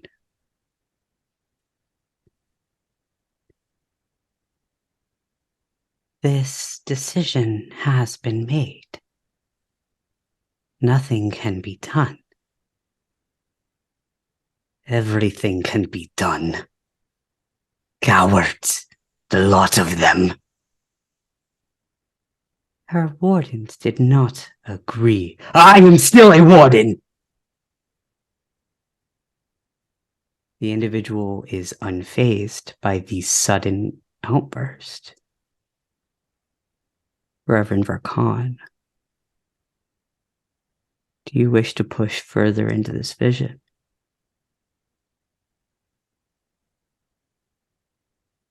I think that the Reverend looks around, trying to get their bearings for a moment, but so long as the vision is with them, they are not going to disengage. Okay. As you concentrate, these shadow forms, and where these voices are heard, you see a tall individual clad in dark black obsidian armor, long dark black hair, spear in hand, and another individual.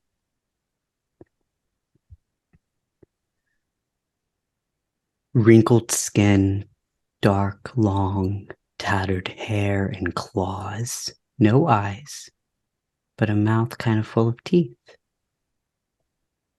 As these individuals are having a conversation.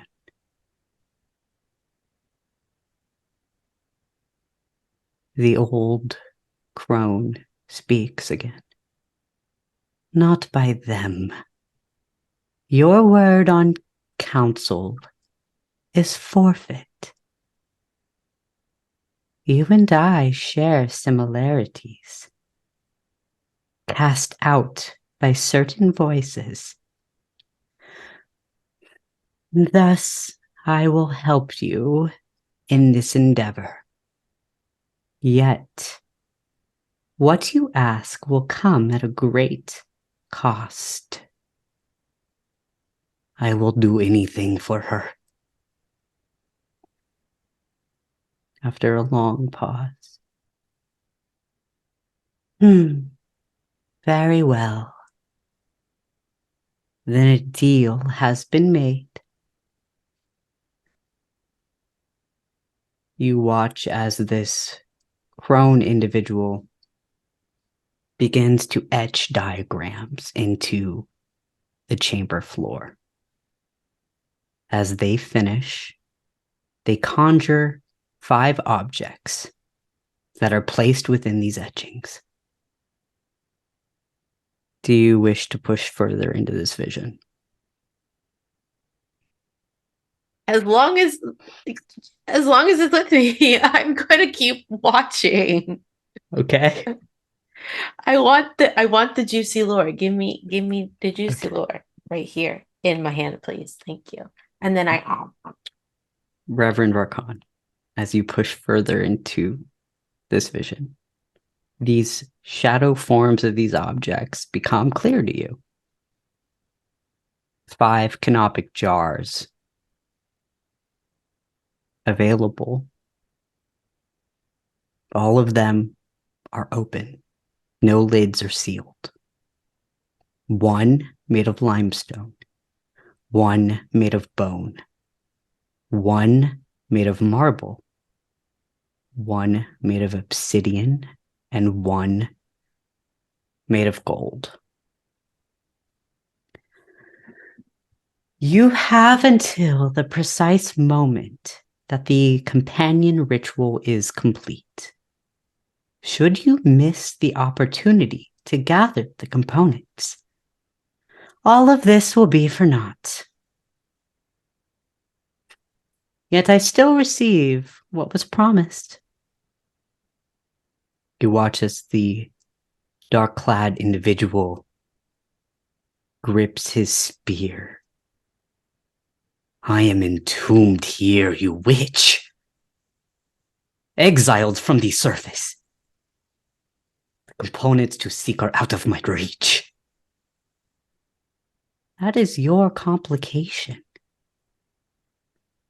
Gold eyes flare from this dark individual. And Reverend Varkan, they meet yours, as you've been noticed. And this individual looks at you, and in a growl, then you will do. And the vision fades.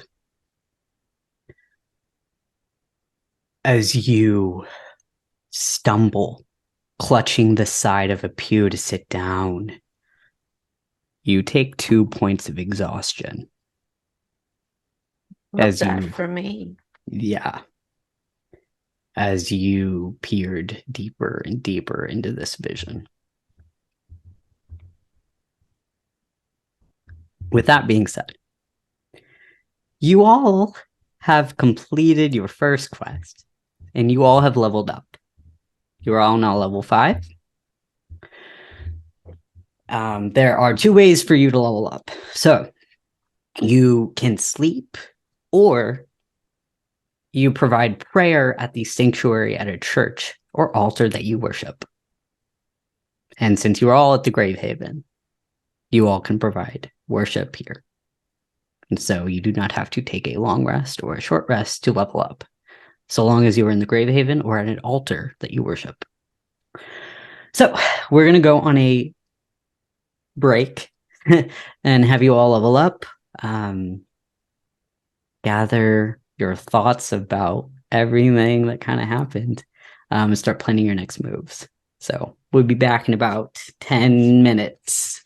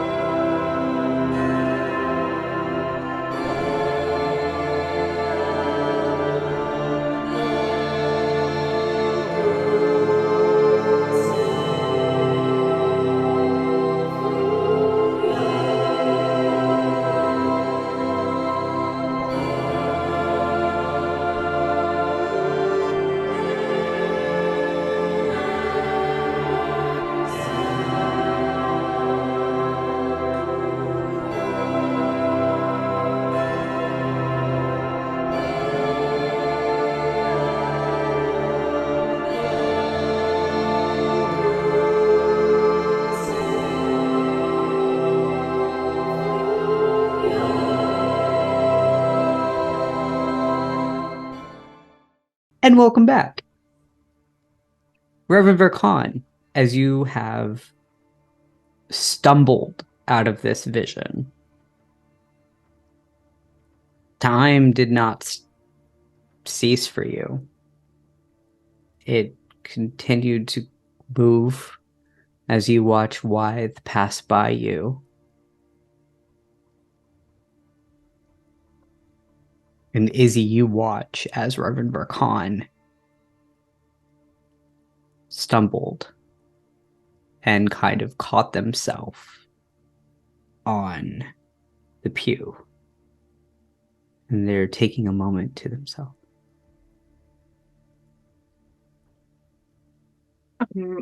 Izzy's gonna go up to them and think like this must be a result of something that happened while they were coming into town.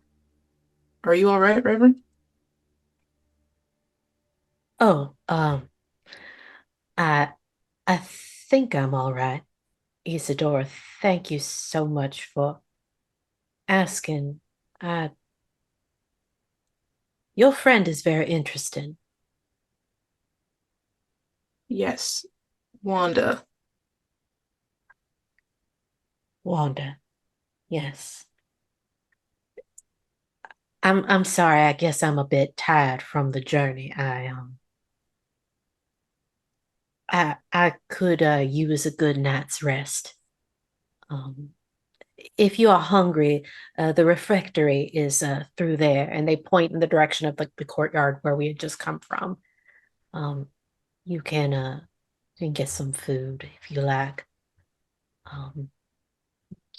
But Reverend, I think we both work in the same industry, as it were. So I understand what it looks like when you care to distract people from yourself. I'll eat if I'm hungry, but well, then,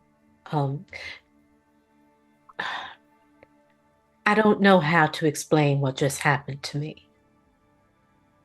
I am, there is, much about, who I am and, where I come from that I do not remember. I have lived a very, very, very long time, probably even longer than I recall. There is much that is lost to me. But something about her, I don't know, I've never felt or seen anything like that before. I think that we were meant to meet. All of us. Perhaps Yoharos in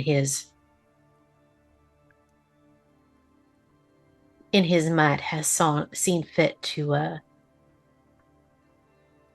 bring us together. See. Would you like a tour? A look around? I think I would. And if you can, maybe we can end in the graveyard? Of course, of course. Yeah, the Reverend will, start showing Isidora around all of the various parts of the church. They don't take Isidora all the way up into the tower because it's Whistler's room and he deserves his privacy. But they show Isidora as much as they can. Cool. Isidora's treating it like she's casing the place.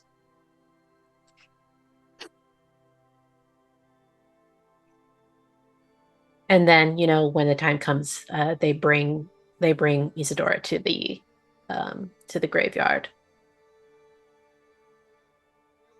I think seeing the work that Sabriel did on the new graves, I think it makes her laugh, not in a funny way, but like, oh, I also do that when I bury my dead sort of way. and just Would you describe what it is that you see? There are some things I can sense, and others that remain mysteries to me. the graves have been properly blessed. It's strange to see in a church graveyard any grave that gives any space to honor other methods of burial. And this was done very well. Are you versed in such matters? You mentioned that we work somewhat in the same industry. What is your relationship with death? Pays the bills, mostly. I prepare people for this and make sure that, they stay put. Has that always been your occupation, or was it something that found you?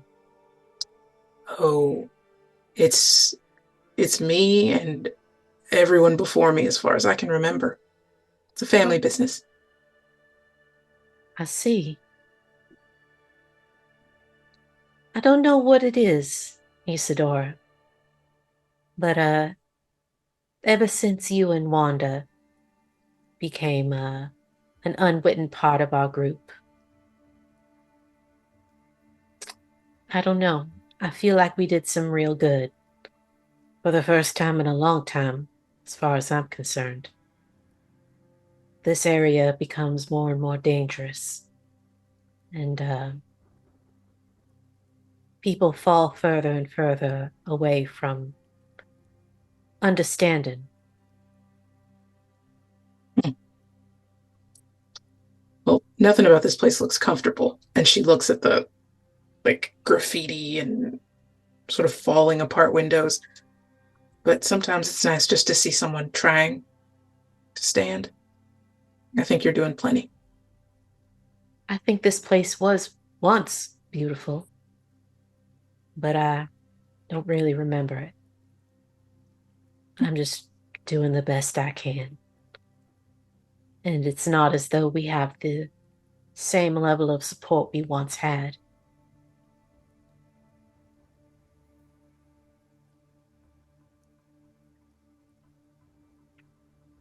What exactly do you think? I mean, do you think it's possible to get all of your history back, your memories back? Is that something you want? I try not to think about it too much. I've never really been given a reason to be concerned about the fact that there are things I don't remember. Until now.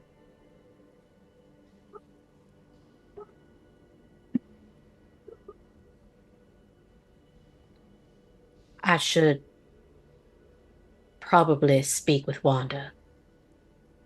Perhaps she can shed some light on what I've seen. I think you should.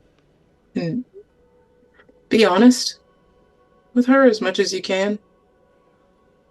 She doesn't speak the whole, double talk church thing. Oh, I try not to do the whole double talk church thing. Oh. She looks sort of embarrassed to the side.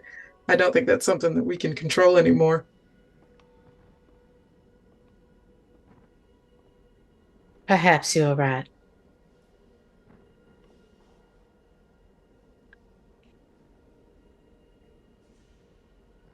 I think that I should take some time to reflect. Perhaps in the morning we can all come back together and see if there's something we can't do for these folk. And others lack them. That sounds more than doable.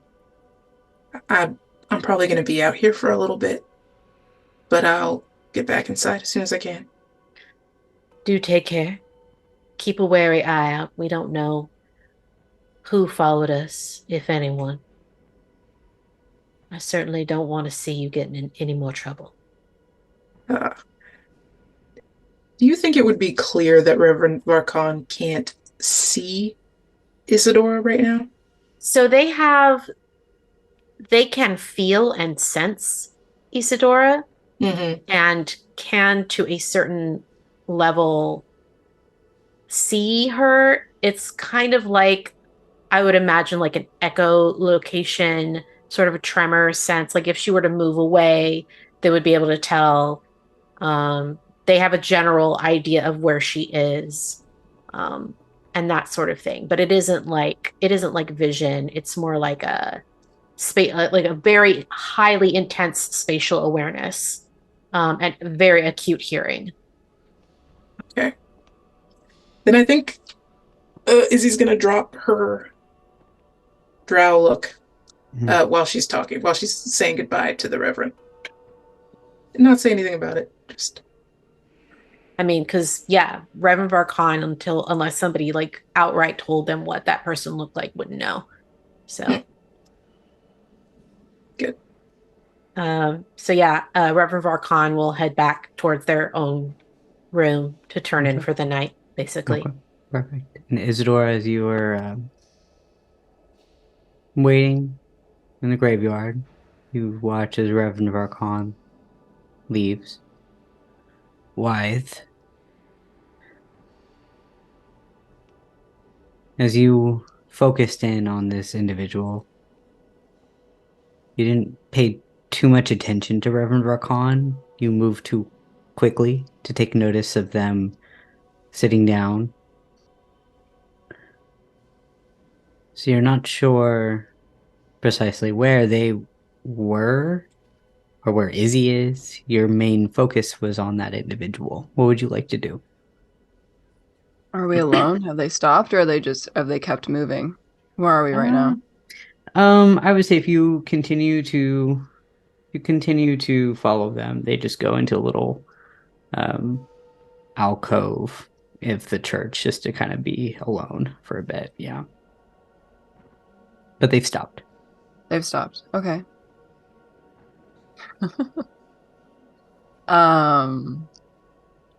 At this point in time, Wythe is going to approach them.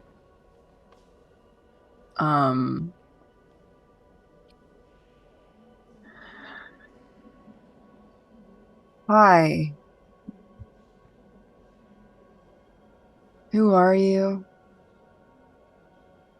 Make a persuasion check. Persuasion check. Yeah.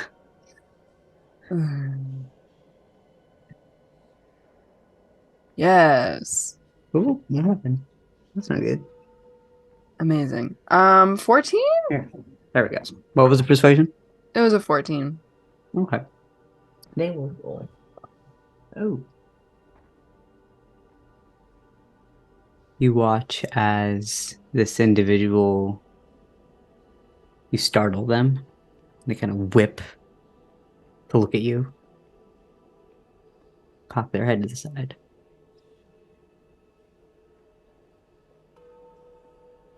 All right.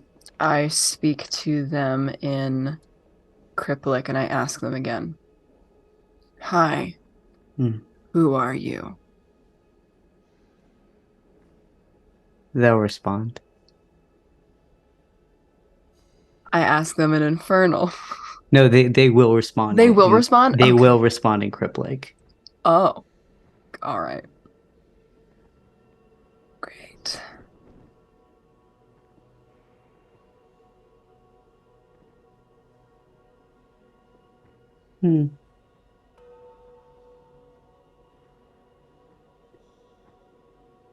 Who are you?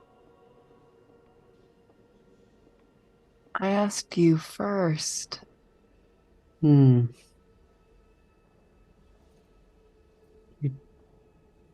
did save my life. I'm Jen. All right, in chat. Thank you. JHEN, Jen. Yes. this New is age the parents naming their kids. Jen. Jen. You Wow. see why your dagger is glowing. Where did you learn blood magic, Jen? From home. Where did you learn blood magic? Wanda? From home. Hmm. Where is home?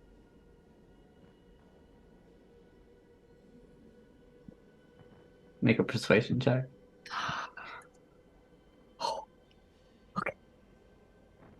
Oh, that's a 12. You rolled a natural 1. Yes. And in Criplic, where are they precisely? Actually, I have to. I don't, because I don't want to mess this one up. Let me actually Big map. find where exactly they are from for you. That's great.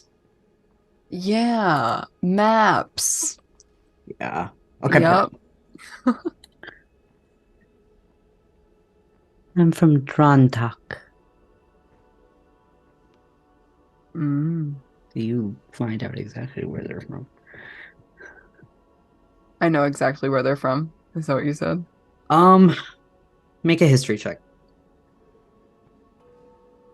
Yes! What? Oh, great. That's amazing. I love when I roll well. It's 22. Oh, yeah. Drantak is the west side of the Sanguine Wilds. Hmm. Well, I'm from the east side. I'm just kidding.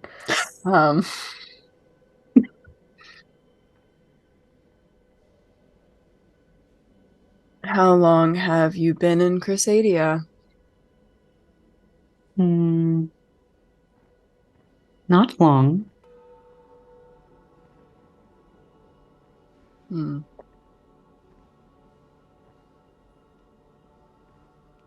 How Why long did have you been in Crusadia? Damn it. It's Wythe versus Wythe. Not long. Hmm. Why did you leave?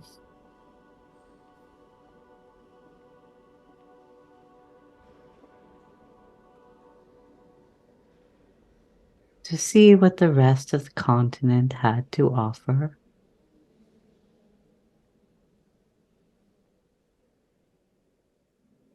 You watch as they kind of lick their lips. Like of their teeth.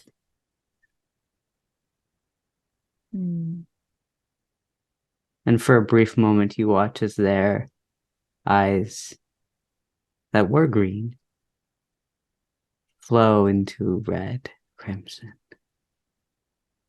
and back into green. I cast Dispel Magic on them. Okay. Okay. As you cast Dispel Magic. Do they have to make a save, or I think it just dispels it?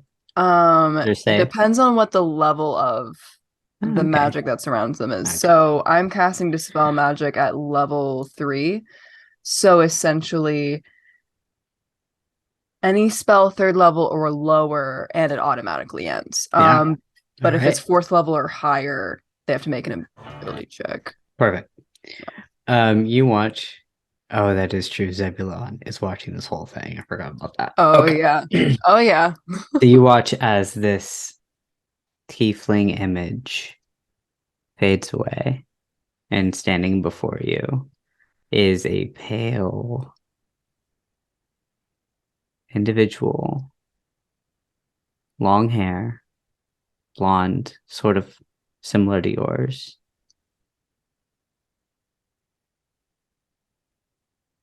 They have a similar appearance, but more of a Victorian Gothic look, and not something that Crusadians would wear. They have these blood red eyes, that stare at you.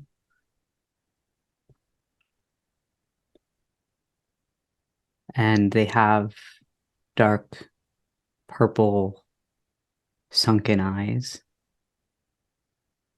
And you notice, make a perception check actually, with this alter self being dropped. 16.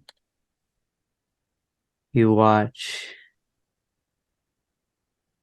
as they speak to you in cryptic. Two sharp teeth on either side. They just continuously flick their tongue over.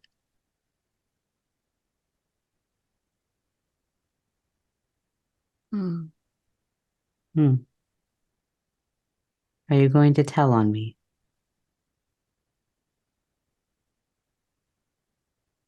And they step closer to you.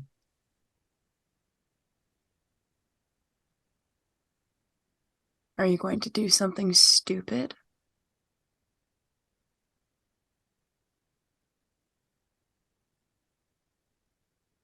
Not if I can help it. You can make an insight check if you wish.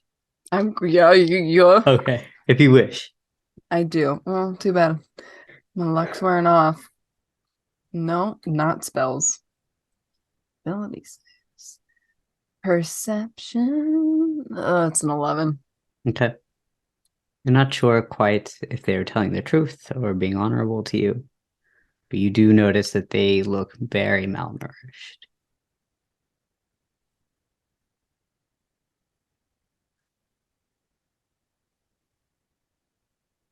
Okay. Give me 1 second. How long have you been down there? Weeks. When's the last time you ate? Weeks.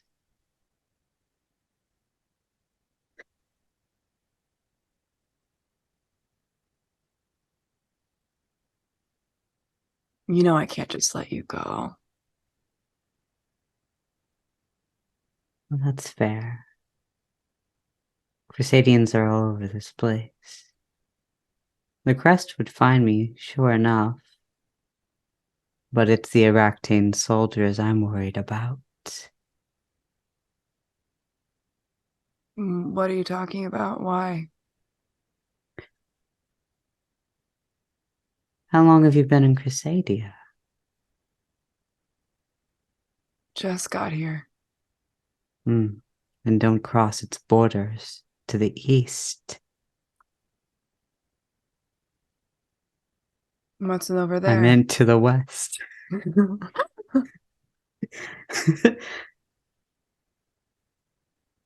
What's over there? Well, Aractane is known for its brutal forces. It's what keeps the Winoans at bay and keeps my people at bay. If they were to find us, they would not be happy that we encroached over their borders. Make a history check with advantage as well. Thank you. Yes. Okay. 14. Okay. You would remember in your travels with Izzy, you had to make a decision. Do you go by river, closer to the province of Aractane, or do you go through the Eldritch Expanse? And you chose the Eldritch Expanse because you are made aware of not going towards the province of Aractane, for it is the elite military force within the Umbrian Reach. And it is the deciding factor in a war between the Winnow and Swamplands, the Sanguine Wilds and the rest of the Umbrian Reach. Hmm. Mm-hmm.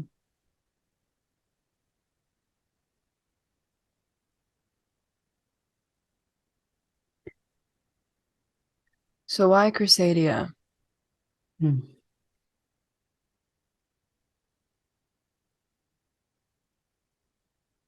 Wow. I like the weather here. It's similar to home. Wanted to see the world. Thought I would just see the most corrupt sides of it first.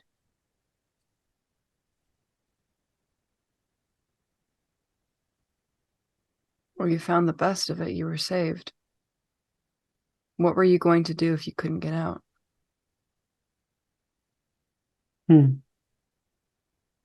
It would take a very long time to kill me. I was working on a plan. Trying to befriend my drow companion next to me. Perhaps I could drain the life of that one.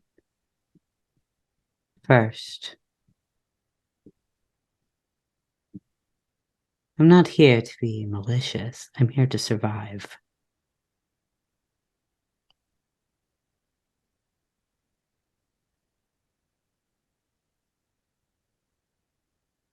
How long do you plan on being here?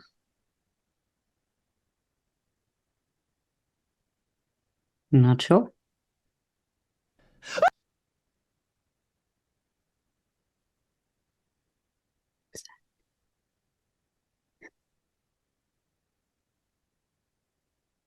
I'm not sure.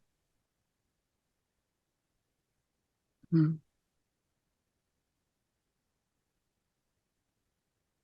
Hmm. All right. Well,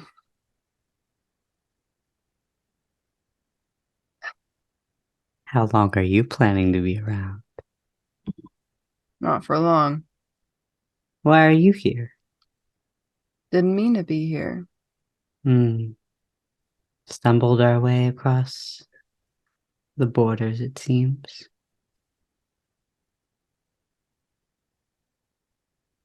Can I? I don't have like detect motive or anything. You have an insight. Do I have what? You have insight. I do have You insight. could insight. I could insight. Detect motive. I could.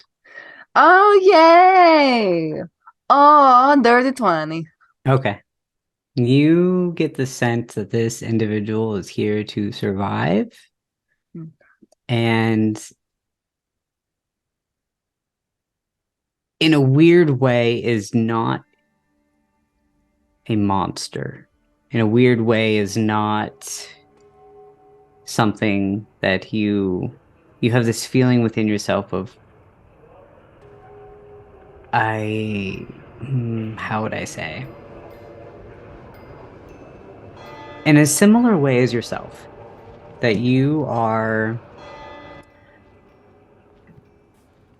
may be seen as a monster, but you're not. You have different motives than other people.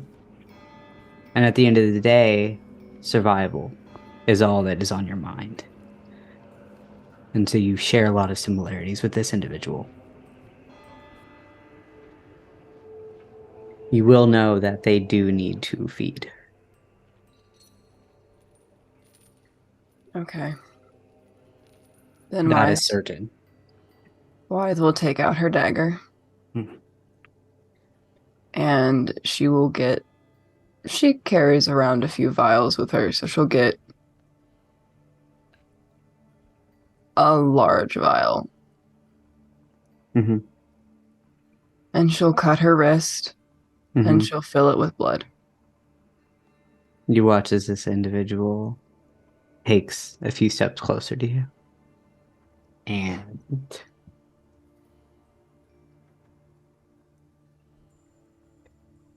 And similar to what you've seen in the tunnels, stands down and controls himself. And you think back on all this time that you've spent with this individual of not speaking, trying to keep their distance from people. You get the sense that this person does not want to hurt people.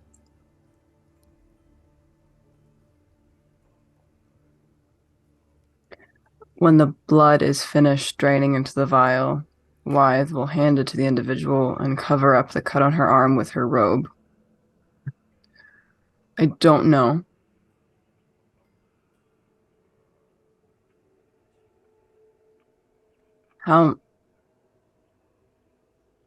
how I can keep this a secret for how long, but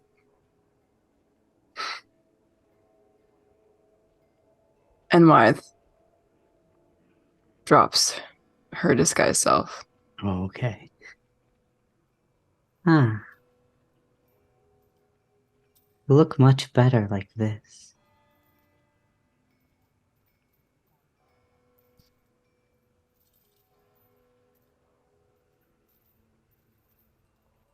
And Get they're some gonna rest. they're gonna take the vial and drink all of it and just shot. Mm.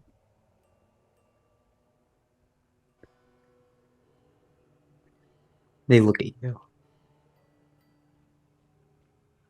Huh. And they savor the taste. Interesting. I thought you were one of me.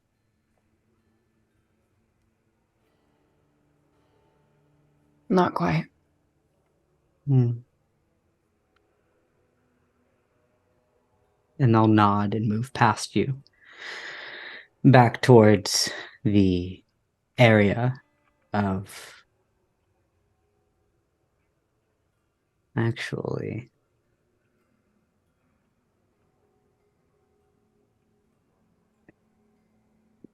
Yeah, they're gonna move back towards the clergy bed chambers. And Do they put their thing back up? Yes. Okay. They bring up that persona of the tiefling again. Reverend Varkan. You and Zeb Yuan will start to go and look for Whistler right now. So that is what is I I would also like for Sabriel to be part of that. Oh, Possible. I'm I'd like I'm to getting the as three many of of us Yeah. as many of us as can be together. So Okay. Zebulon comes, tells me what they Yeah. about this conversation. Zebulon tells you all of that. And I just hurry up and go over to Sabriel and Varkan. Okay. Reverend Going. Varkan, sorry. Yeah. And I tell them what I saw and that we should probably talk to our guest who is hiding their identity, it seems. Two guests Yes, that were two. hiding their identity. Yeah, one specifically who obviously drinks blood for sustenance, and then another that gave the blood very willingly, but did so as if they knew what they were doing.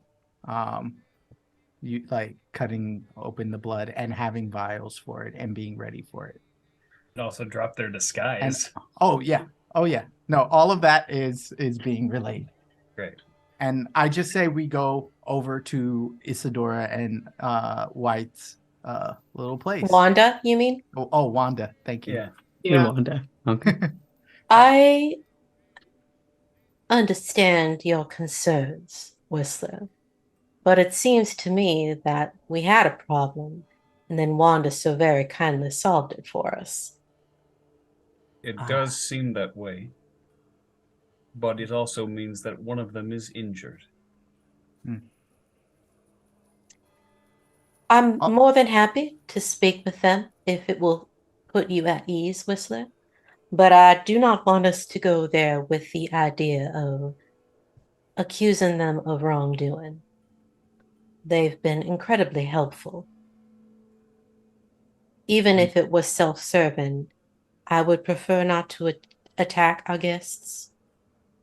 I would just like to give them the opportunity to tell us who they are. At least the one. And he looks like he thinks to Wanda's face. And goes, I just feel like there are more secrets to dig into. Sidney's face said yes. Reverend Varkan looks to tilts their head in Sabriel's direction and then looks again at Whistler's direction and just kind of points to all of this and then to all of that.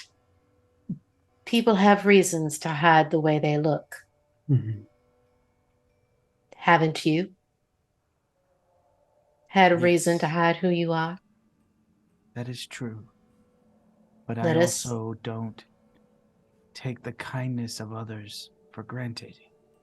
I don't We've see been traveling for 2 days, and those two have hidden their identities completely. We've given them the opportunity to be forthright. I say we give them that opportunity now. And if they tell us what is going on, then no harm, no foul. But I'd hate for other secrets or someone else to get hurt. If we were traveling all that time, and as he said, as Jin said, they were trying to befriend one of the drows who they were traveling with. What if we hadn't have caught them before they were able to, before they were surrounded by the rest of the group? It would have been the end of that druid. I just want to know what's happening and where they stand. I, again, empathize with your desire, Whistler. But I do recall once upon a time you were in their exact same shoes. Weren't exactly trustworthy or forthcoming to me right away either. Yes, Reverend. Remember, the people who come into these walls are our charges to protect, not to judge. I agree that we should give them the opportunity, but if they decide they want to hold on to their secrets, please don't see that as an implication that they are untrustworthy. Sabriel's going to lean down to Whistler. Always remember that in order to gain someone else's trust, you must first trust them. You both are wiser. It'll rub off on you in time. Now let's go see about our guests. And after Varkan walks away, he's going to whisper to Whistler, but it's always good to be wary. Reverend Varkan's just too old. They ain't got time for no. It's like And Sabriel's just going to it's just hard. It's just hardcore. They're just too old for this. Yeah. So yeah, I guess we're gonna go and connect with Wanda and Isidora and see about getting some answers. Yeah, you knock on their door. I don't think anybody's in the room. Oh, are neither of you in I the mean- room? Did we go back? We went back to the same place that they were, right? Right. I was Where gonna they say were I'm having in. that conversation, not their actual room. Right. Yeah, okay. Izzy would be in the graveyard. Wythe, where would you be? As they have come to kind of find you. Same At this place. point in time, I don't know if I left that you know what? I'll go find Isidora in the graveyard. All right. I'll go find them in the graveyard. So at this point in time, you all have found Izzy and Wythe in the graveyard. And Isidora doesn't look anything like what we last saw. Absolutely. Whistler will know that at least. Yeah. Whistler's like, What? Everybody. and- Everybody's disguised. Yeah, neither of them look the same. I go. No. I upped my disguise again. Oh, you did? That's fair. Oh, that's confusing. I That's dropped funny. it. I dropped it for the vampire, but it's right back okay. up. Mhm. But it doesn't matter because Whistler knows. Yeah. Yep. No, for sure, that was a waste of a spell slot, but it's for narrative purposes. You know what? Sometimes you just gotta lean in.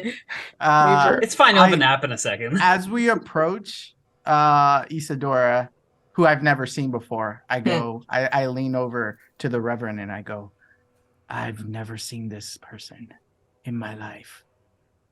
This isn't one of the two that Zeb saw either. They're in the exact same place I left them. Sabriel holds his lantern forward. I don't recognize them either.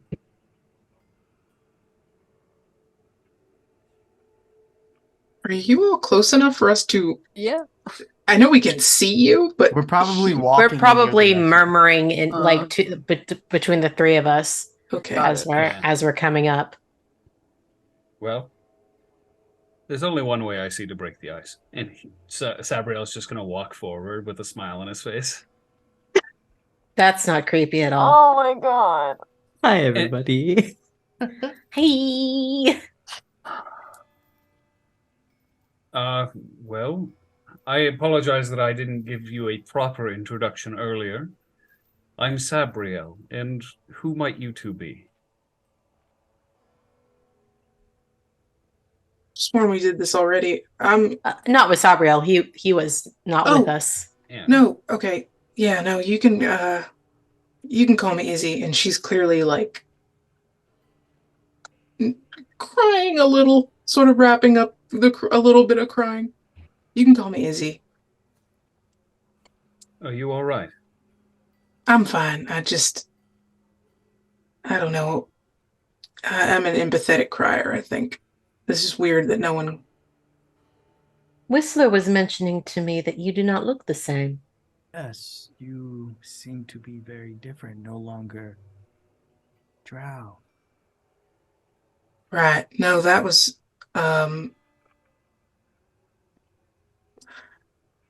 for safety, but I mean, the Reverend said that we'd be safe here, so I figured it'd be best to just be honest and see how that goes. And she cuts her eyes at Wanda.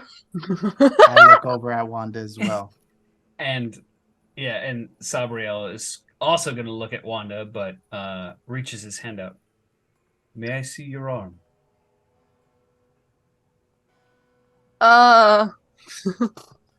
Why? Why do you need to see my arm? It's a normal arm. You are injured, correct? We already know. What? It's all right. What color is your hair? What do you look like? Because I would go. Is it blonde? I don't remember. White. White. But they look like a drow right now, I so do, yeah. I've got No, that's what I'm saying. I would describe like some physical trait of like your actual self. Oh To no. Okay. So you describe what Wise looks like with the long blonde hair, the crimson red dress with exactly. the golden eyes and the hands that look like they've been dug in a fire because they look like they have like black. Yeah, all of it. You described all of it. I would have picked like the most standout-ish one in this moment. So probably your hair because right now it's all white. It'd be the hair and the brown. eyes, the golden eyes. Yeah, I would say those two things. You seem to be missing the eyes and the golden hair. other way. Or golden eyes and whatever. The white hair. Yeah. You know. Gold eyes. You might be confusing me with somebody else. There were a lot of people that came in here today. Oh, then allow us to see your arm. I think it's still partially in Izzy's hand as she's Izzy's like hand. Just like about Can I smell to dress blood? it. Can I smell blood? Make a perception check. Actually, and Reverend Varkan, the both of you have very heightened senses. As you do not see. Actual bloodhounds. I didn't roll very well, unfortunately. 17? For me, it was only a 10. 17. Interesting. I think that Varkan has kind of fallen silent and is just quietly observing Yeah. Wanda. Sabriel smells iron blood. Reverend Varkan, you smell pomegranates. I love that. Yeah, so Sabriel's just going to crouch down and hold his left hand out toward her injured wrist. Hmm. It's all right. I don't mean you or your friend any harm. Right. Yes, that is very easy for you to say. Why pulls her hand back from Isidora and pulls it back from Sabriel. If you... Fine. She drops it. I look to the Reverend and just bow my head. You didn't give me much of a choice. I'm sorry that you felt that you did not have a choice. And I'm sorry that you do not feel as though you are safe here or that you can trust us. I also meant no harm. I simply wish to heal your wound. Izzy can heal my wound just fine. Thank you. Very well. And he's just going to stand back up. If you saw me, then I assume you saw the vampire as well. What? I was going to tell you. I had just gotten here when they showed You up. do not need to explain yourself. We have heard about the particulars of the situation. I personally want to say thank you. You have solved a problem we did not know that we had, and you did so in a way that kept the most people safe. Thank you. It also does not seem that this vampire means us any harm. They had every opportunity and chose not to. And now you have satiated them until it is time for them again to feed. Hopefully by that point we will have figured out a way to get them safely out of Crusadia. I don't believe they want to hurt anyone here.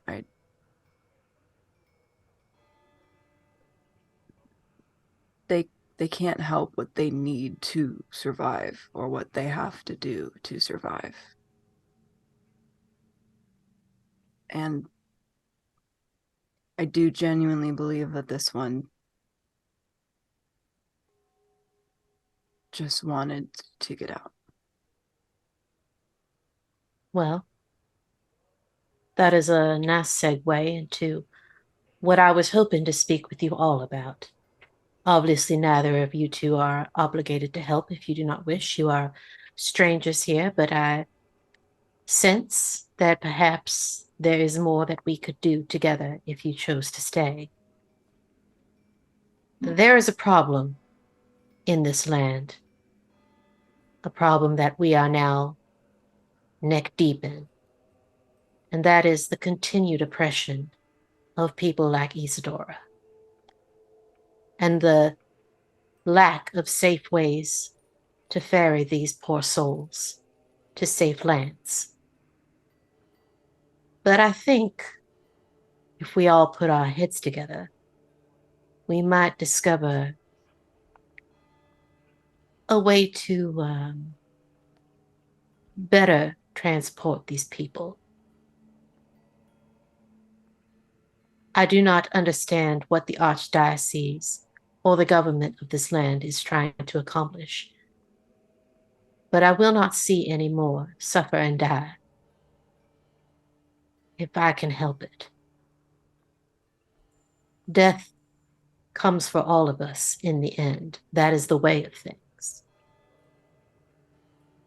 But if we can restore some balance, I think that would go a long way to help and heal this land. And I would ask for all of your help in that task.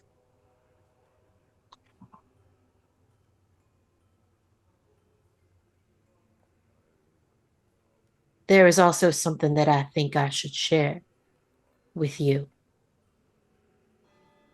And the Reverend Varkan begins to share some of the details of what they saw. Not all of them, but very specifically the jars they mention. And the two mysterious figures. They don't talk about the pomegranate or the pool of gold just yet. But very specifically the jars and the two figures. But they did they're kind of looking at Wanda this entire time as they're kind of talking about it. Can I do a history check or an insight check to suss out this crone figure that they're talking about? Yes, make a religion check. With Since advantage.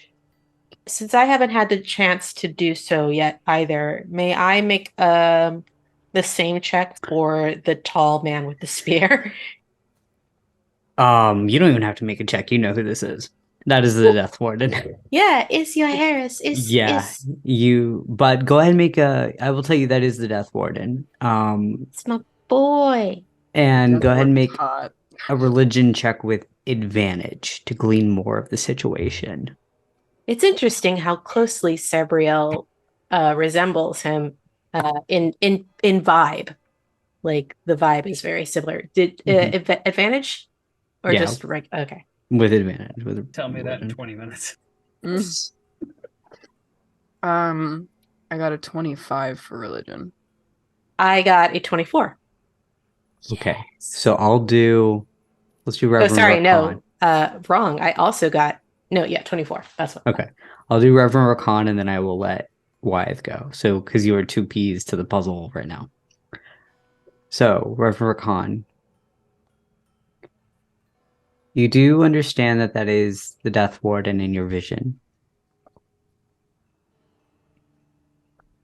Understanding that you have read and probably reread and reread and reread Death's Edict.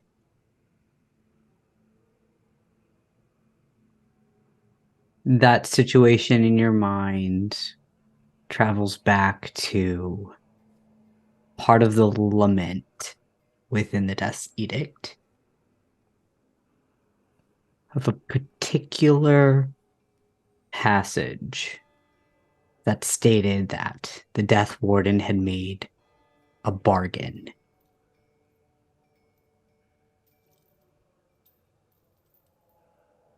The details of that bargain, you're not quite sure. There may be more to uncover there now that you have a piece to the puzzle. But the bargain itself, you're not sure what was struck between them. And you're not sure who that other individual was. But going back to the edict, and in your mind flipping through all the various pages and pages and pages, skimming like the passages, the lament sticks out to you. And you remember that, wait a moment, there could canopic jars. They might have been mentioned at one point. And that's what you gather. WYTHE, Your grandmother taught many ways of magics.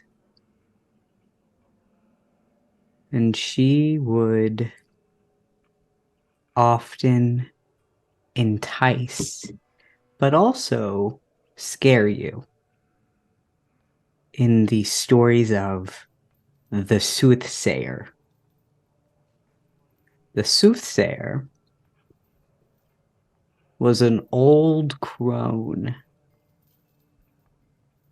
who, the way that your grandmother put it, was unsure of where this soothsayer came from, but was a god in her own right. And the soothsayer is said to be the beginning of occult magic.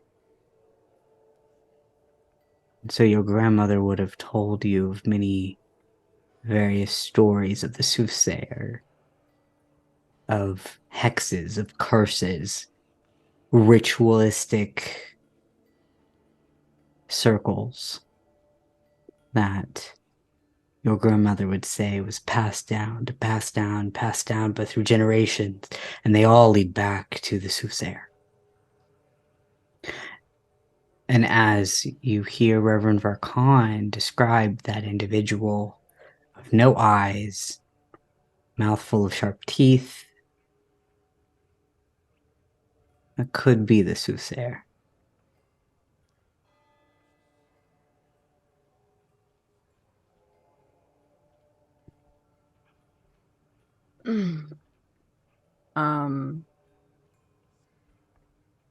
Wythe does relay this information to the Reverend.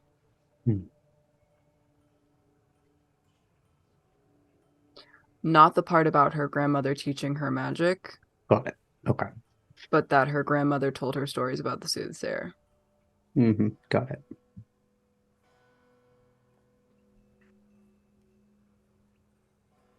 I appreciate the insight. I recall from Joharris's works that he once struck a bargain, but I've no knowledge of this soothsayer, so far as I can recall. And so I will have to do some research.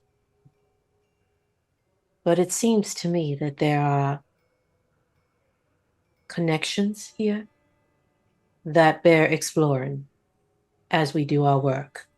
That is, if you are willing to stay. Do you think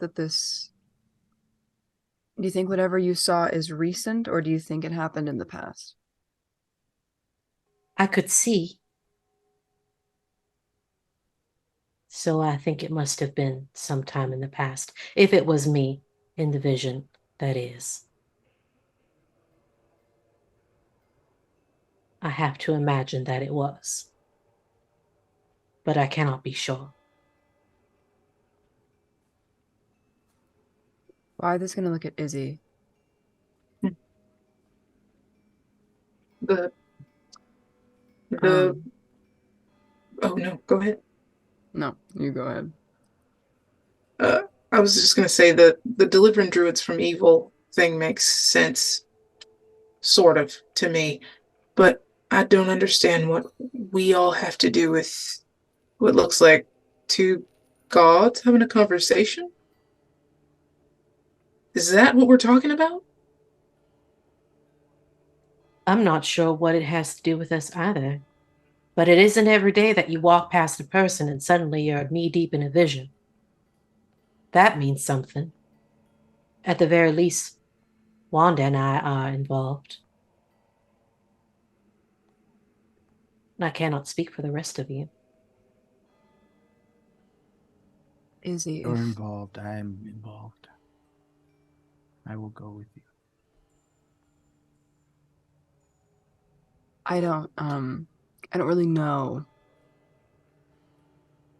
what that means or what we're meant to do, but I think my friend and I need time to think about it. That is more than fair. I think we have more than enough on our plates without all of that added on to it. This has been an interesting week. Certainly has. It seems like everyone could use a warm meal and a good night's rest. More than nice. The beds are fairly comfortable despite how run down this place may appear. But please let me know if you need anything else. I do not sleep, as it were. Well, I'll get to start on some stew. Hopefully a warm belly will get everyone to sleep quickly. And he just kind of smiles and he's going to turn around and walk toward the kitchen. I don't suppose there is like a place, like a private, like kind of sanctum Yeah. that the Reverend Varkan has that they can kind of retire to. Yes, there's lots of areas. So you could do, there is a sanctuary that is on the other side of the apse. There is a place in the crypt underground. There is also like a study with a closed door that you usually spend your time at your desk with the edict. And There's they multiple probably, areas. yeah, they would probably go to the study Okay. until it was dinner time. And, you know, they would leave the door cracked in case Okay. anyone wanted to come and talk to them. But that's pretty much Rev Archon for the night. Okay. So Sabriel's pouring over the book and pouring over the book. Okay. Sabriel's making stew, and if anyone walks in the kitchen to talk to him, he's also heating up a small pot of milk. Yep. That sounds That's weird. For what? I am what do you think? I know. I am creepily like climbing to the top of the church Oh, the and okay. like watching out for people like sneaking in, making sure. He's Got our it. little weather vane. Yeah. Yeah, I mean, I'm small, and especially from up there, like Yeah. I might look like some of the decoration on the building if you were Like a gargoyle. He's our own little personal gargoyle. Like a moving gargoyle. Well, you know, he can stand still for a long time and watch. Okay. And when it gets really late, he can whistle very softly to himself. Oh. Aww. I'm getting something. White is like, nah, I don't like it. Can we hear that from the kitchen? Yes. Oh, if you want to hear it, there's a recording. There is a that Ben recording. has. I wanna see if I can find it. I don't think it's in my playlist. It is very nice. Yeah. As I gather the interesting enough, it is called Whistler's Lament. I wonder why. And let me see. Whether you going to the kitchen or are you going to bed? Where are you going? I'm going to the kitchen. We still think your name is Wanda. Oh, here it is. I have It's it. true. I have it. I So was this is totally all what waiting. you hear. I mean, she is a Scarlet Witch. And Izzy and Wythe, where are you? Where would you like to be in all of this? I'm following Izzy at this point. Okay. Okay. Then I will bring us to the kitchen. But at this point, I feel like Izzy's down to talk. Like, unless we're talking about, like, stealing from these people or potentially killing these people, I'm down to have this conversation in the kitchen. Which isn't... We're not gonna steal or kill these people unless you want to. Do you think? No, I don't. I definitely don't want to do that. I definitely don't. I just, You know how it took me like months to open up to you? Yes. It's not that easy.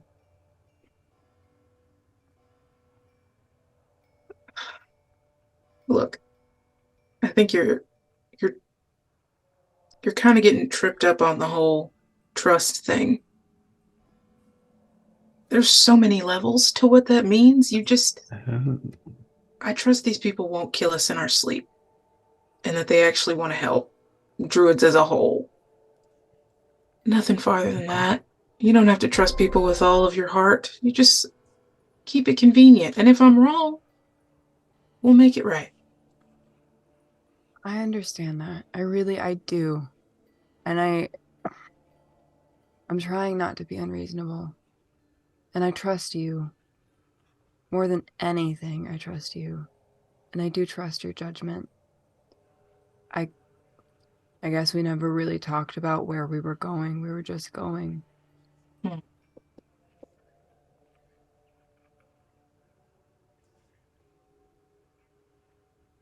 What exactly are you worried about? Now there's vampires in the conversation, which is that normal, or are you like someone who speaks for them, or who is No. in or I like don't- some kind of vampire senator or something? Because that's a lot of heat. No, I just I don't speak for vampires. I don't really know many. I just know they're from the Sanguine Wilds, and that's a rough place to grow up. You're also from there. I told you where I was from. I forgot. The Obsidian Vale. Thank you. Okay. And that's close enough to where you're from? It's very close. It's Okay. and it's not a great area. Well, I mean, I can't speak for everybody. I don't know. It's not a great area. Okay. So we're saving vampires, we're saving druids. This is a normal charge for two strangers to do. 3 other strangers. Okay.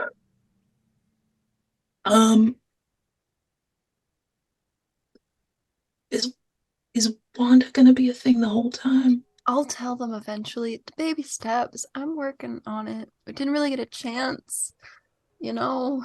Okay. Because I'm gonna forget. I don't even call you wife half the time. I know.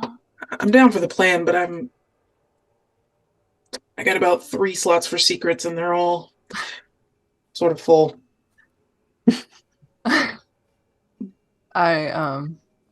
Is Sabriel there? Have we been whispering this the entire time? Sort of. I was imagining that you were doing this on the way to the kitchen. Cool. Oh, cool. Great. As soon as we arrive in the kitchen, I go, by the way, my name is Wife.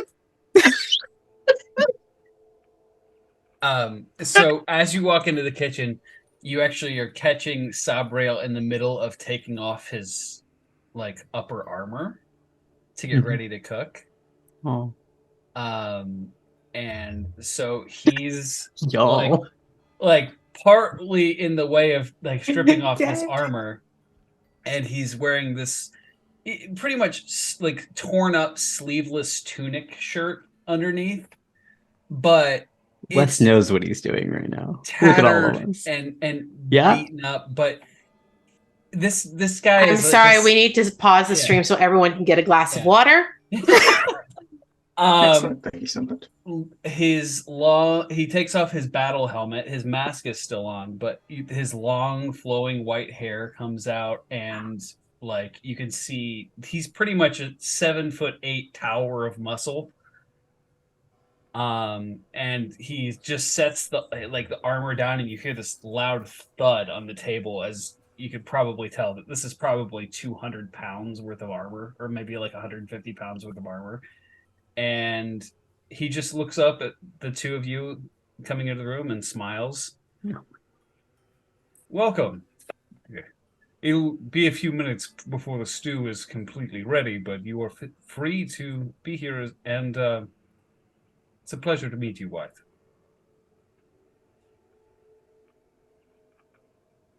We can stay.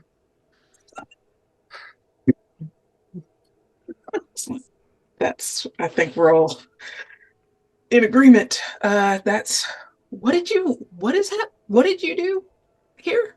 Is it soup? I'm making a vegetable stew, actually. I plan to go to the market tomorrow to get, well, meat. But it could also serve for our friend if I get some live animals for our next stew or whatever meal we're going to make next. I'm sorry, what? Okay, that one I did hear. The stew, do you think your friend would want live animals? They're going into the market tomorrow. Can they drink the blood of animals, or is it only humans? Or no, that's correction, not humans. Can I do a check? Yeah. Can I do a check to see? A blood check? Sure, make Yeah. make a blood check. Make a blood check? Yeah, I should automatically know. Yeah, automatically you would know. You know. I know. Yeah, it would not be as sustaining, but yes, that would work to get them by. Ooh, what about like congealed blood, like blood soup, like Blood pudding. Anything that could potentially have blood. Now, you would know that there are different elements of blood. But other than that, I mean, yeah, that would sustain them for a bit. I relate this information right to the gentleman without the shirt. Armor. I was gonna say he's got like a tube top on. A tube top. Right? Yes. Are there, and he is starting to like chop up carrots and stuff like that. I need you to make a dexterity saving throw. Me? Yes, you. Oh, okay. Carrots. But carrots. you don't have your armor on, so you don't have the same penalty, right? As Sabriel begins to make dinner.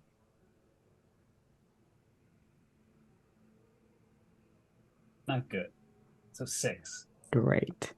Oh man. Sabriel, distracted, talking to you all. Chopping these carrots. Izzy, you watch. And Wythe, you notice. As a cat lands down on the cutting board and disrupts you cutting the carrots, and they fall onto the ground. And this cat has sick-ass leathery wings that come off the sides of it. And it is similar to a Frankenstein type cat, where it has been put back together multiple times for various things that it has gotten into. It has had 9 lives and more 9 lives and more 9 lives. This cat has been here for a very long time. What is the cat's name? Tobias. Tobias? Tobias?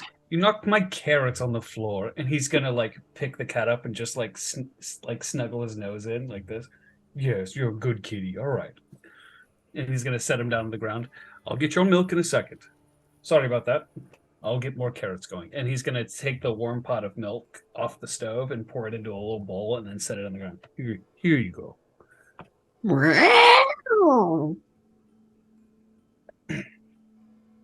As Tobias, the bat cat, begins to drink milk. I guess so. Yes. Is he like basically at the sight of what looks like an undead cat? Yes, it is like Church from Pet Cemetery. It's an undead looking cat with cat wings. It's just been over it and it's been here too long. Like Whistler, this cat was here before you. This cat has been here before Sabriel. This cat's been living here for a very long time. Probably the oldest thing here besides Reverend Varkan. Yeah. Reverend Varkan and this cat are both in the same place spiritually. Yep. I'm a noob. I think Izzy almost like reaches for her weapon at the site until I hear Tobias. It's like, sure, this is a part of what we do now.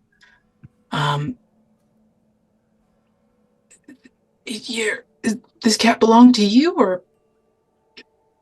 Doesn't really belong to anyone, but he does like to snuggle me in particular. That's right. Tobias, the bat cat, does not belong to anybody. The way he likes it. We belong to Tobias. We belong to That sounds Tobias. about right. It's so true on so many levels. So true. Is Tobias just Joe Harris in disguise? Maybe. Maybe. Who knows?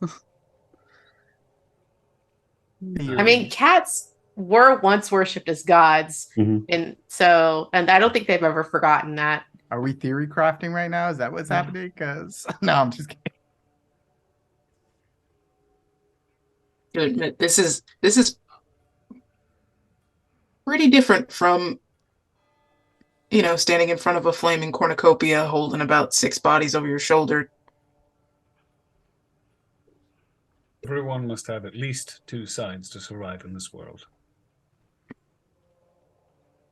But when you're at home, in the safety of these walls, you're allowed to be more yourself. And out there, I try and do as much good as I possibly can. Whether that's helping people mend a fence, or disrupting an evil pastor from trying to commit a genocide. Oh, yeah. No, that's horrible. But we'll see if he survived the fire.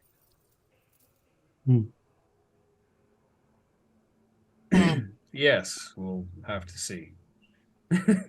As more people begin to gather for potentially dinner.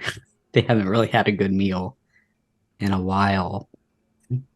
Whistler, do you remain up there, or do you come down and eat with your friends? I'm gonna come down and eat with my friends. Okay. And Reverend Varkan.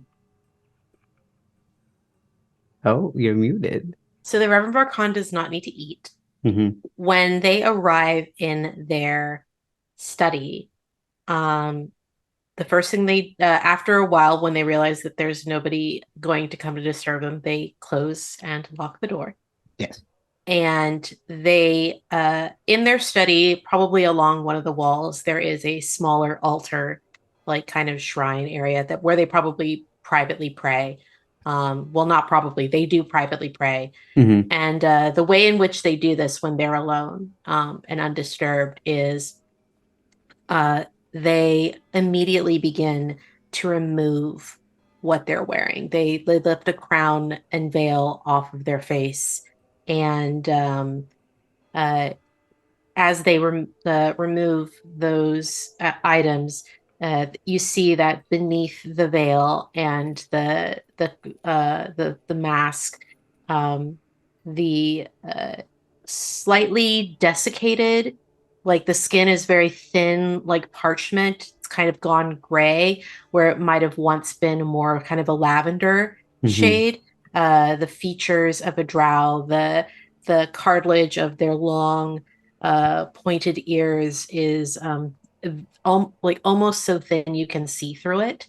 The veins are like a dark blue against the gray of their skin, and they don't really have a nose anymore.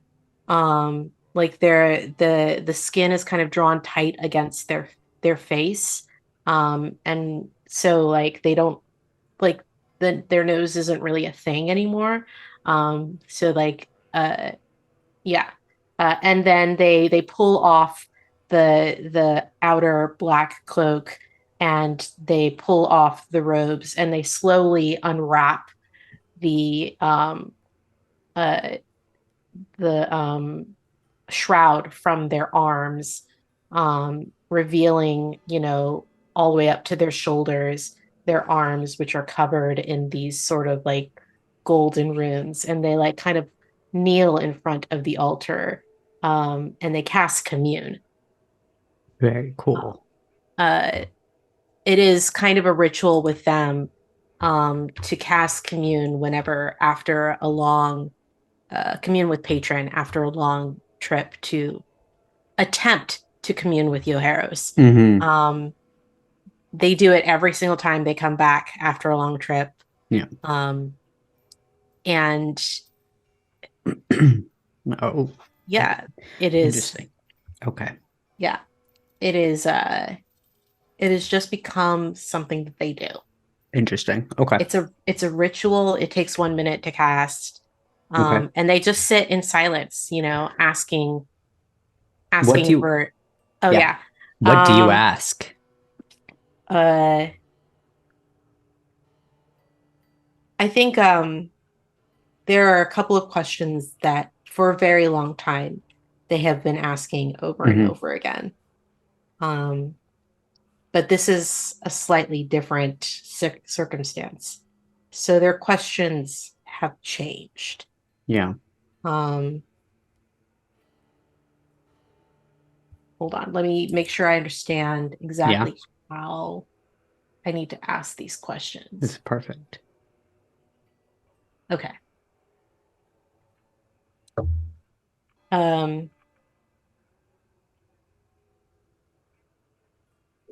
Every time I come to you, I am met with the silence of your absence.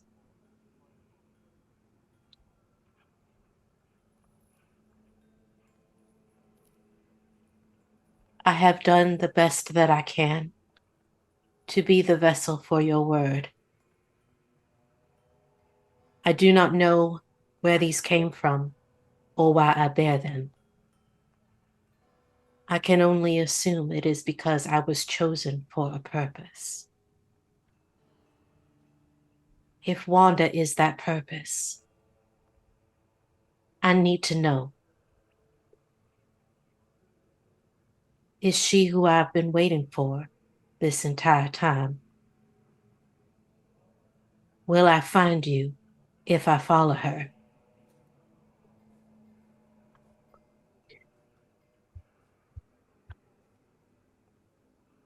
Go ahead and make a religion check. Oh, I can cast it at will. It lasts for a minute. Okay. Oh, nice. That's a 23. Okay. Take a moment to yourself. Concentrating on the question. And you think back on the pomegranate. You think back on the blood turned gold. And you replay in your mind that moment with the Death Warden and the Soothsayer.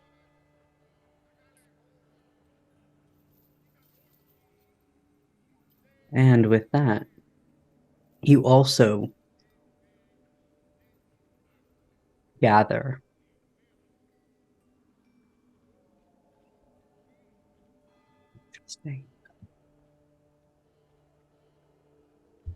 thinking back on Death's edict within the lament.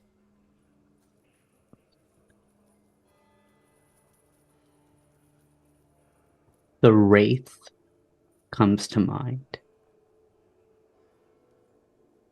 Reading about the Wraith. And then that question blends itself into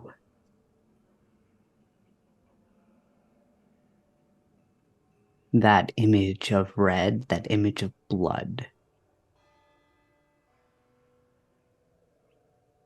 That's all you really can surmise from that. Just the Wraith.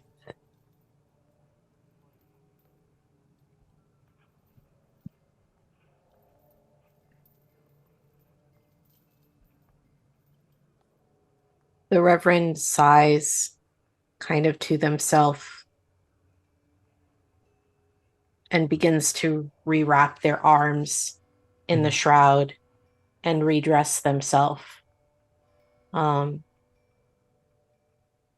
as they place the veil and the mask back on, they sit at their desk and their fingers run over the text of the edict.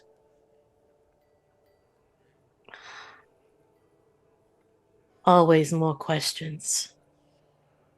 Never any answers.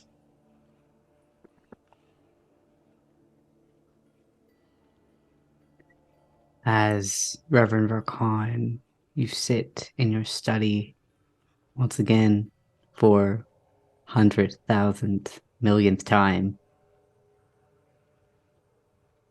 glossing over the words of the edict. Sabriel, WYTHE, Whistler, talking amongst yourselves. Lighthearted moments as you are at a moment of respite, finally. And Tobias drinking the milk.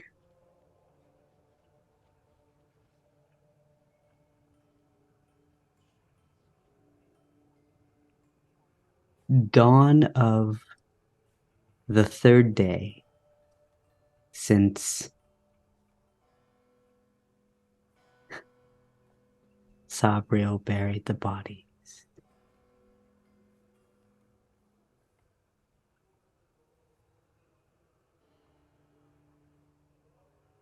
The two bodies that were buried that were not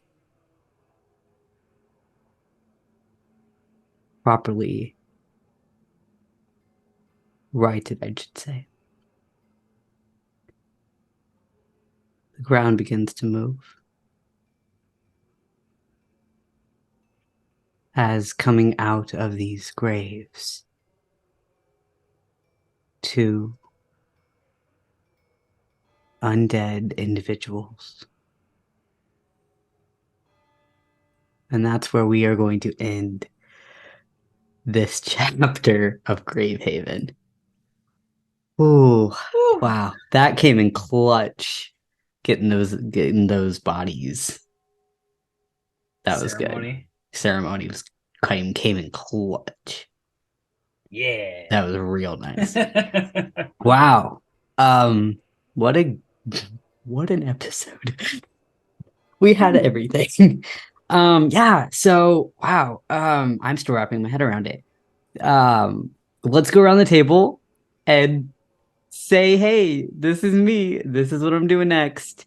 We're gonna start with our wonderful Reverend Varkan. Oh my gosh, I don't understand what's happening. This story is very cool. I'm having a lot of fun. I love lore episodes with my entire being. Hi, everybody. I'm Aki. You can find me on Twitter, Instagram, and Hive at MixGenie in a Bottle. That's MXGINIINABOTTLE. We were joking earlier that who knew if Twitter would even still be running by the time we did this next That's episode. True. Now and look at like, us. and this is the thing. You know, when this episode comes around, who knows what will be going on with Twitter then? So yes, definitely follow me over on Hive. I haven't been using it a whole heck of a lot, but I'm making the transition slowly. I like Hive. Hive is fun. It's got good vibes. This is what I'm doing. This is where you can find me. I do the occasional one shots here and there when invited to do so. You will have seen me acting as the Butler Jeeves over on Battle Maids a few weeks ago for Thanksgiving. And that was a lot of fun. Really looking forward to playing that character again since we get a part 2 at some point. Very excited. That's me. I love all these people very much. I love you. Thanks for playing. Haha. Our wonderful investigator, Sleuth, who is getting all the clues. Randy, what's up? Sorry about it. I was like, ooh, I put my ghost to follow them. I was so happy. Hey, everybody. I'm Randy Alvarenga. I'm obviously a TTRPG streamer, actor based out of the Pacific Northwest, unlike everyone else in LA apparently. But I love everybody there. Some really cool stuff. Obviously, on Wednesdays, I play a game called Edge of Legends. It's a Pathfinder 2e game. It's got some cool players in it, I guess. Oh yeah. No, it's got Sidney and Wes, and I get to have a lot of fun with them. I also am doing a alien RPG right now over with Band of Badgers, which is a Europe-based little TTRPG thing. And then right now, I know this comes out like in the future, so it'll be the past, and you'll have to like go and look at it. But I highly, highly recommend you watch me play Vampire the Masquerade for the first time. Very cool. Because that's going to be on Friday, like December 2nd.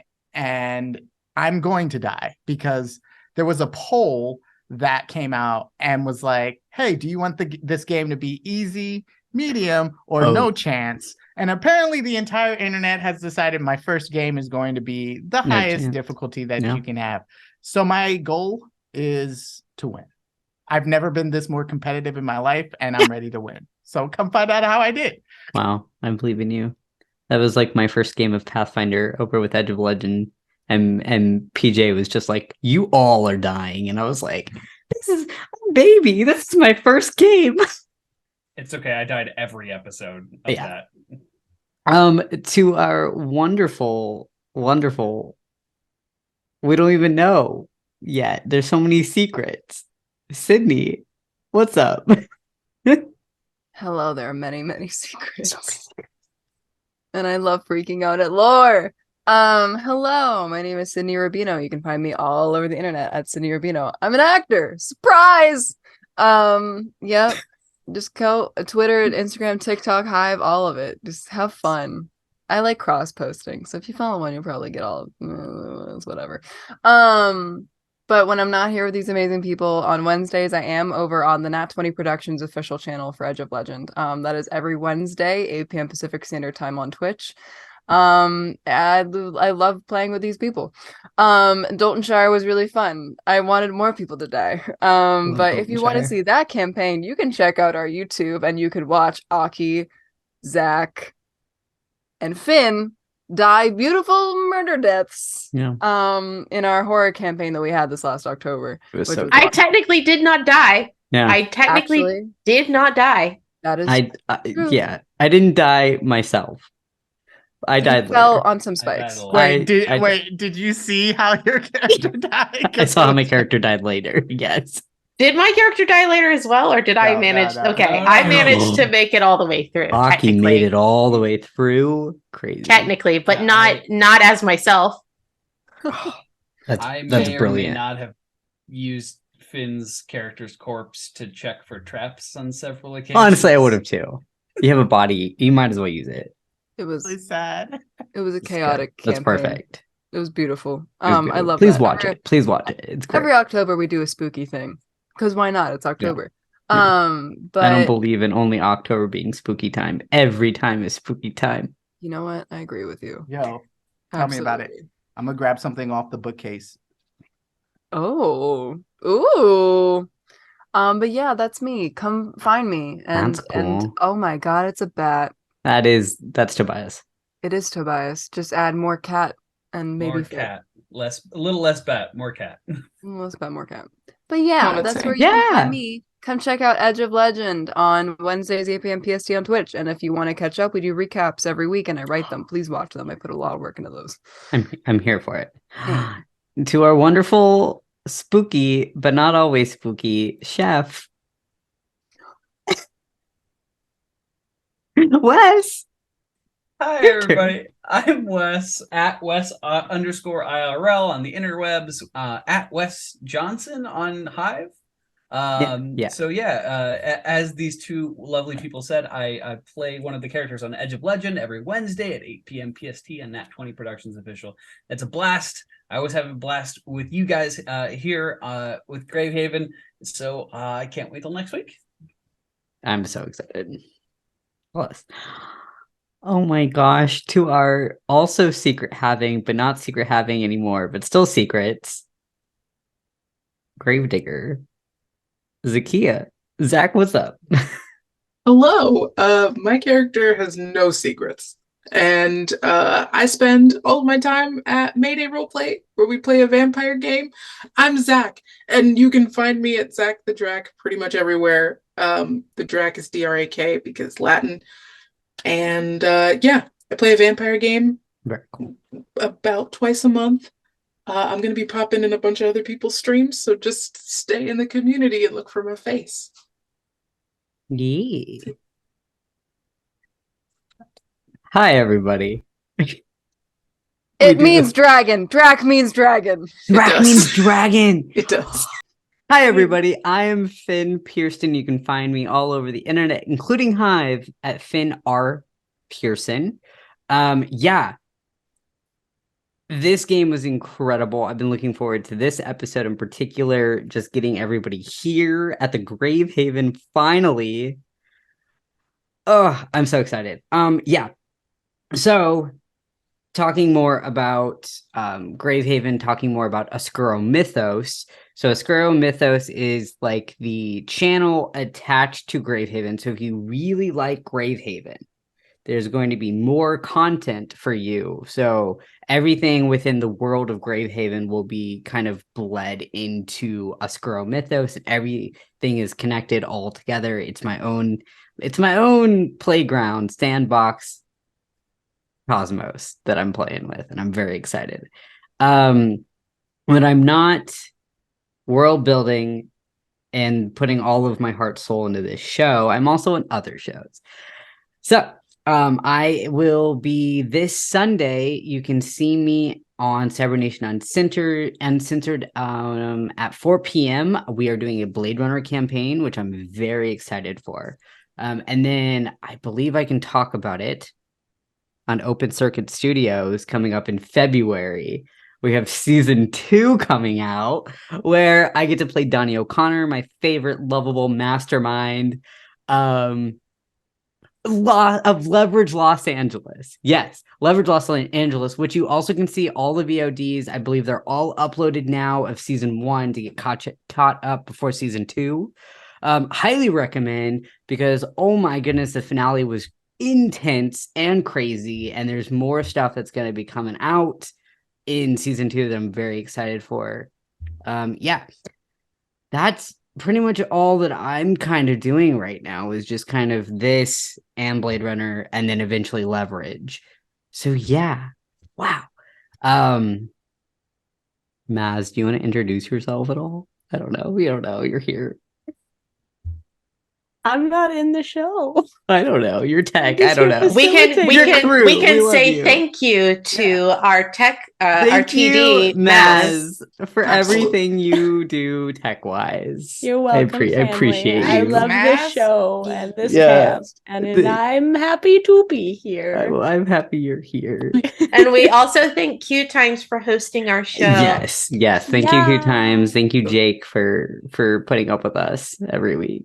This is a long and episode before. for those of you who stuck around for us. It is very Thank long, you and I'm so so much. glad. This was a lot of lore dump that got spilled. But yeah, thank you all for sticking around with us. Thank you for allowing us to be the Friday night entertainment for you all. I love this cast so much. I love this story so much. I love the world so much. I love you all so much. Thank you all once again. Bye.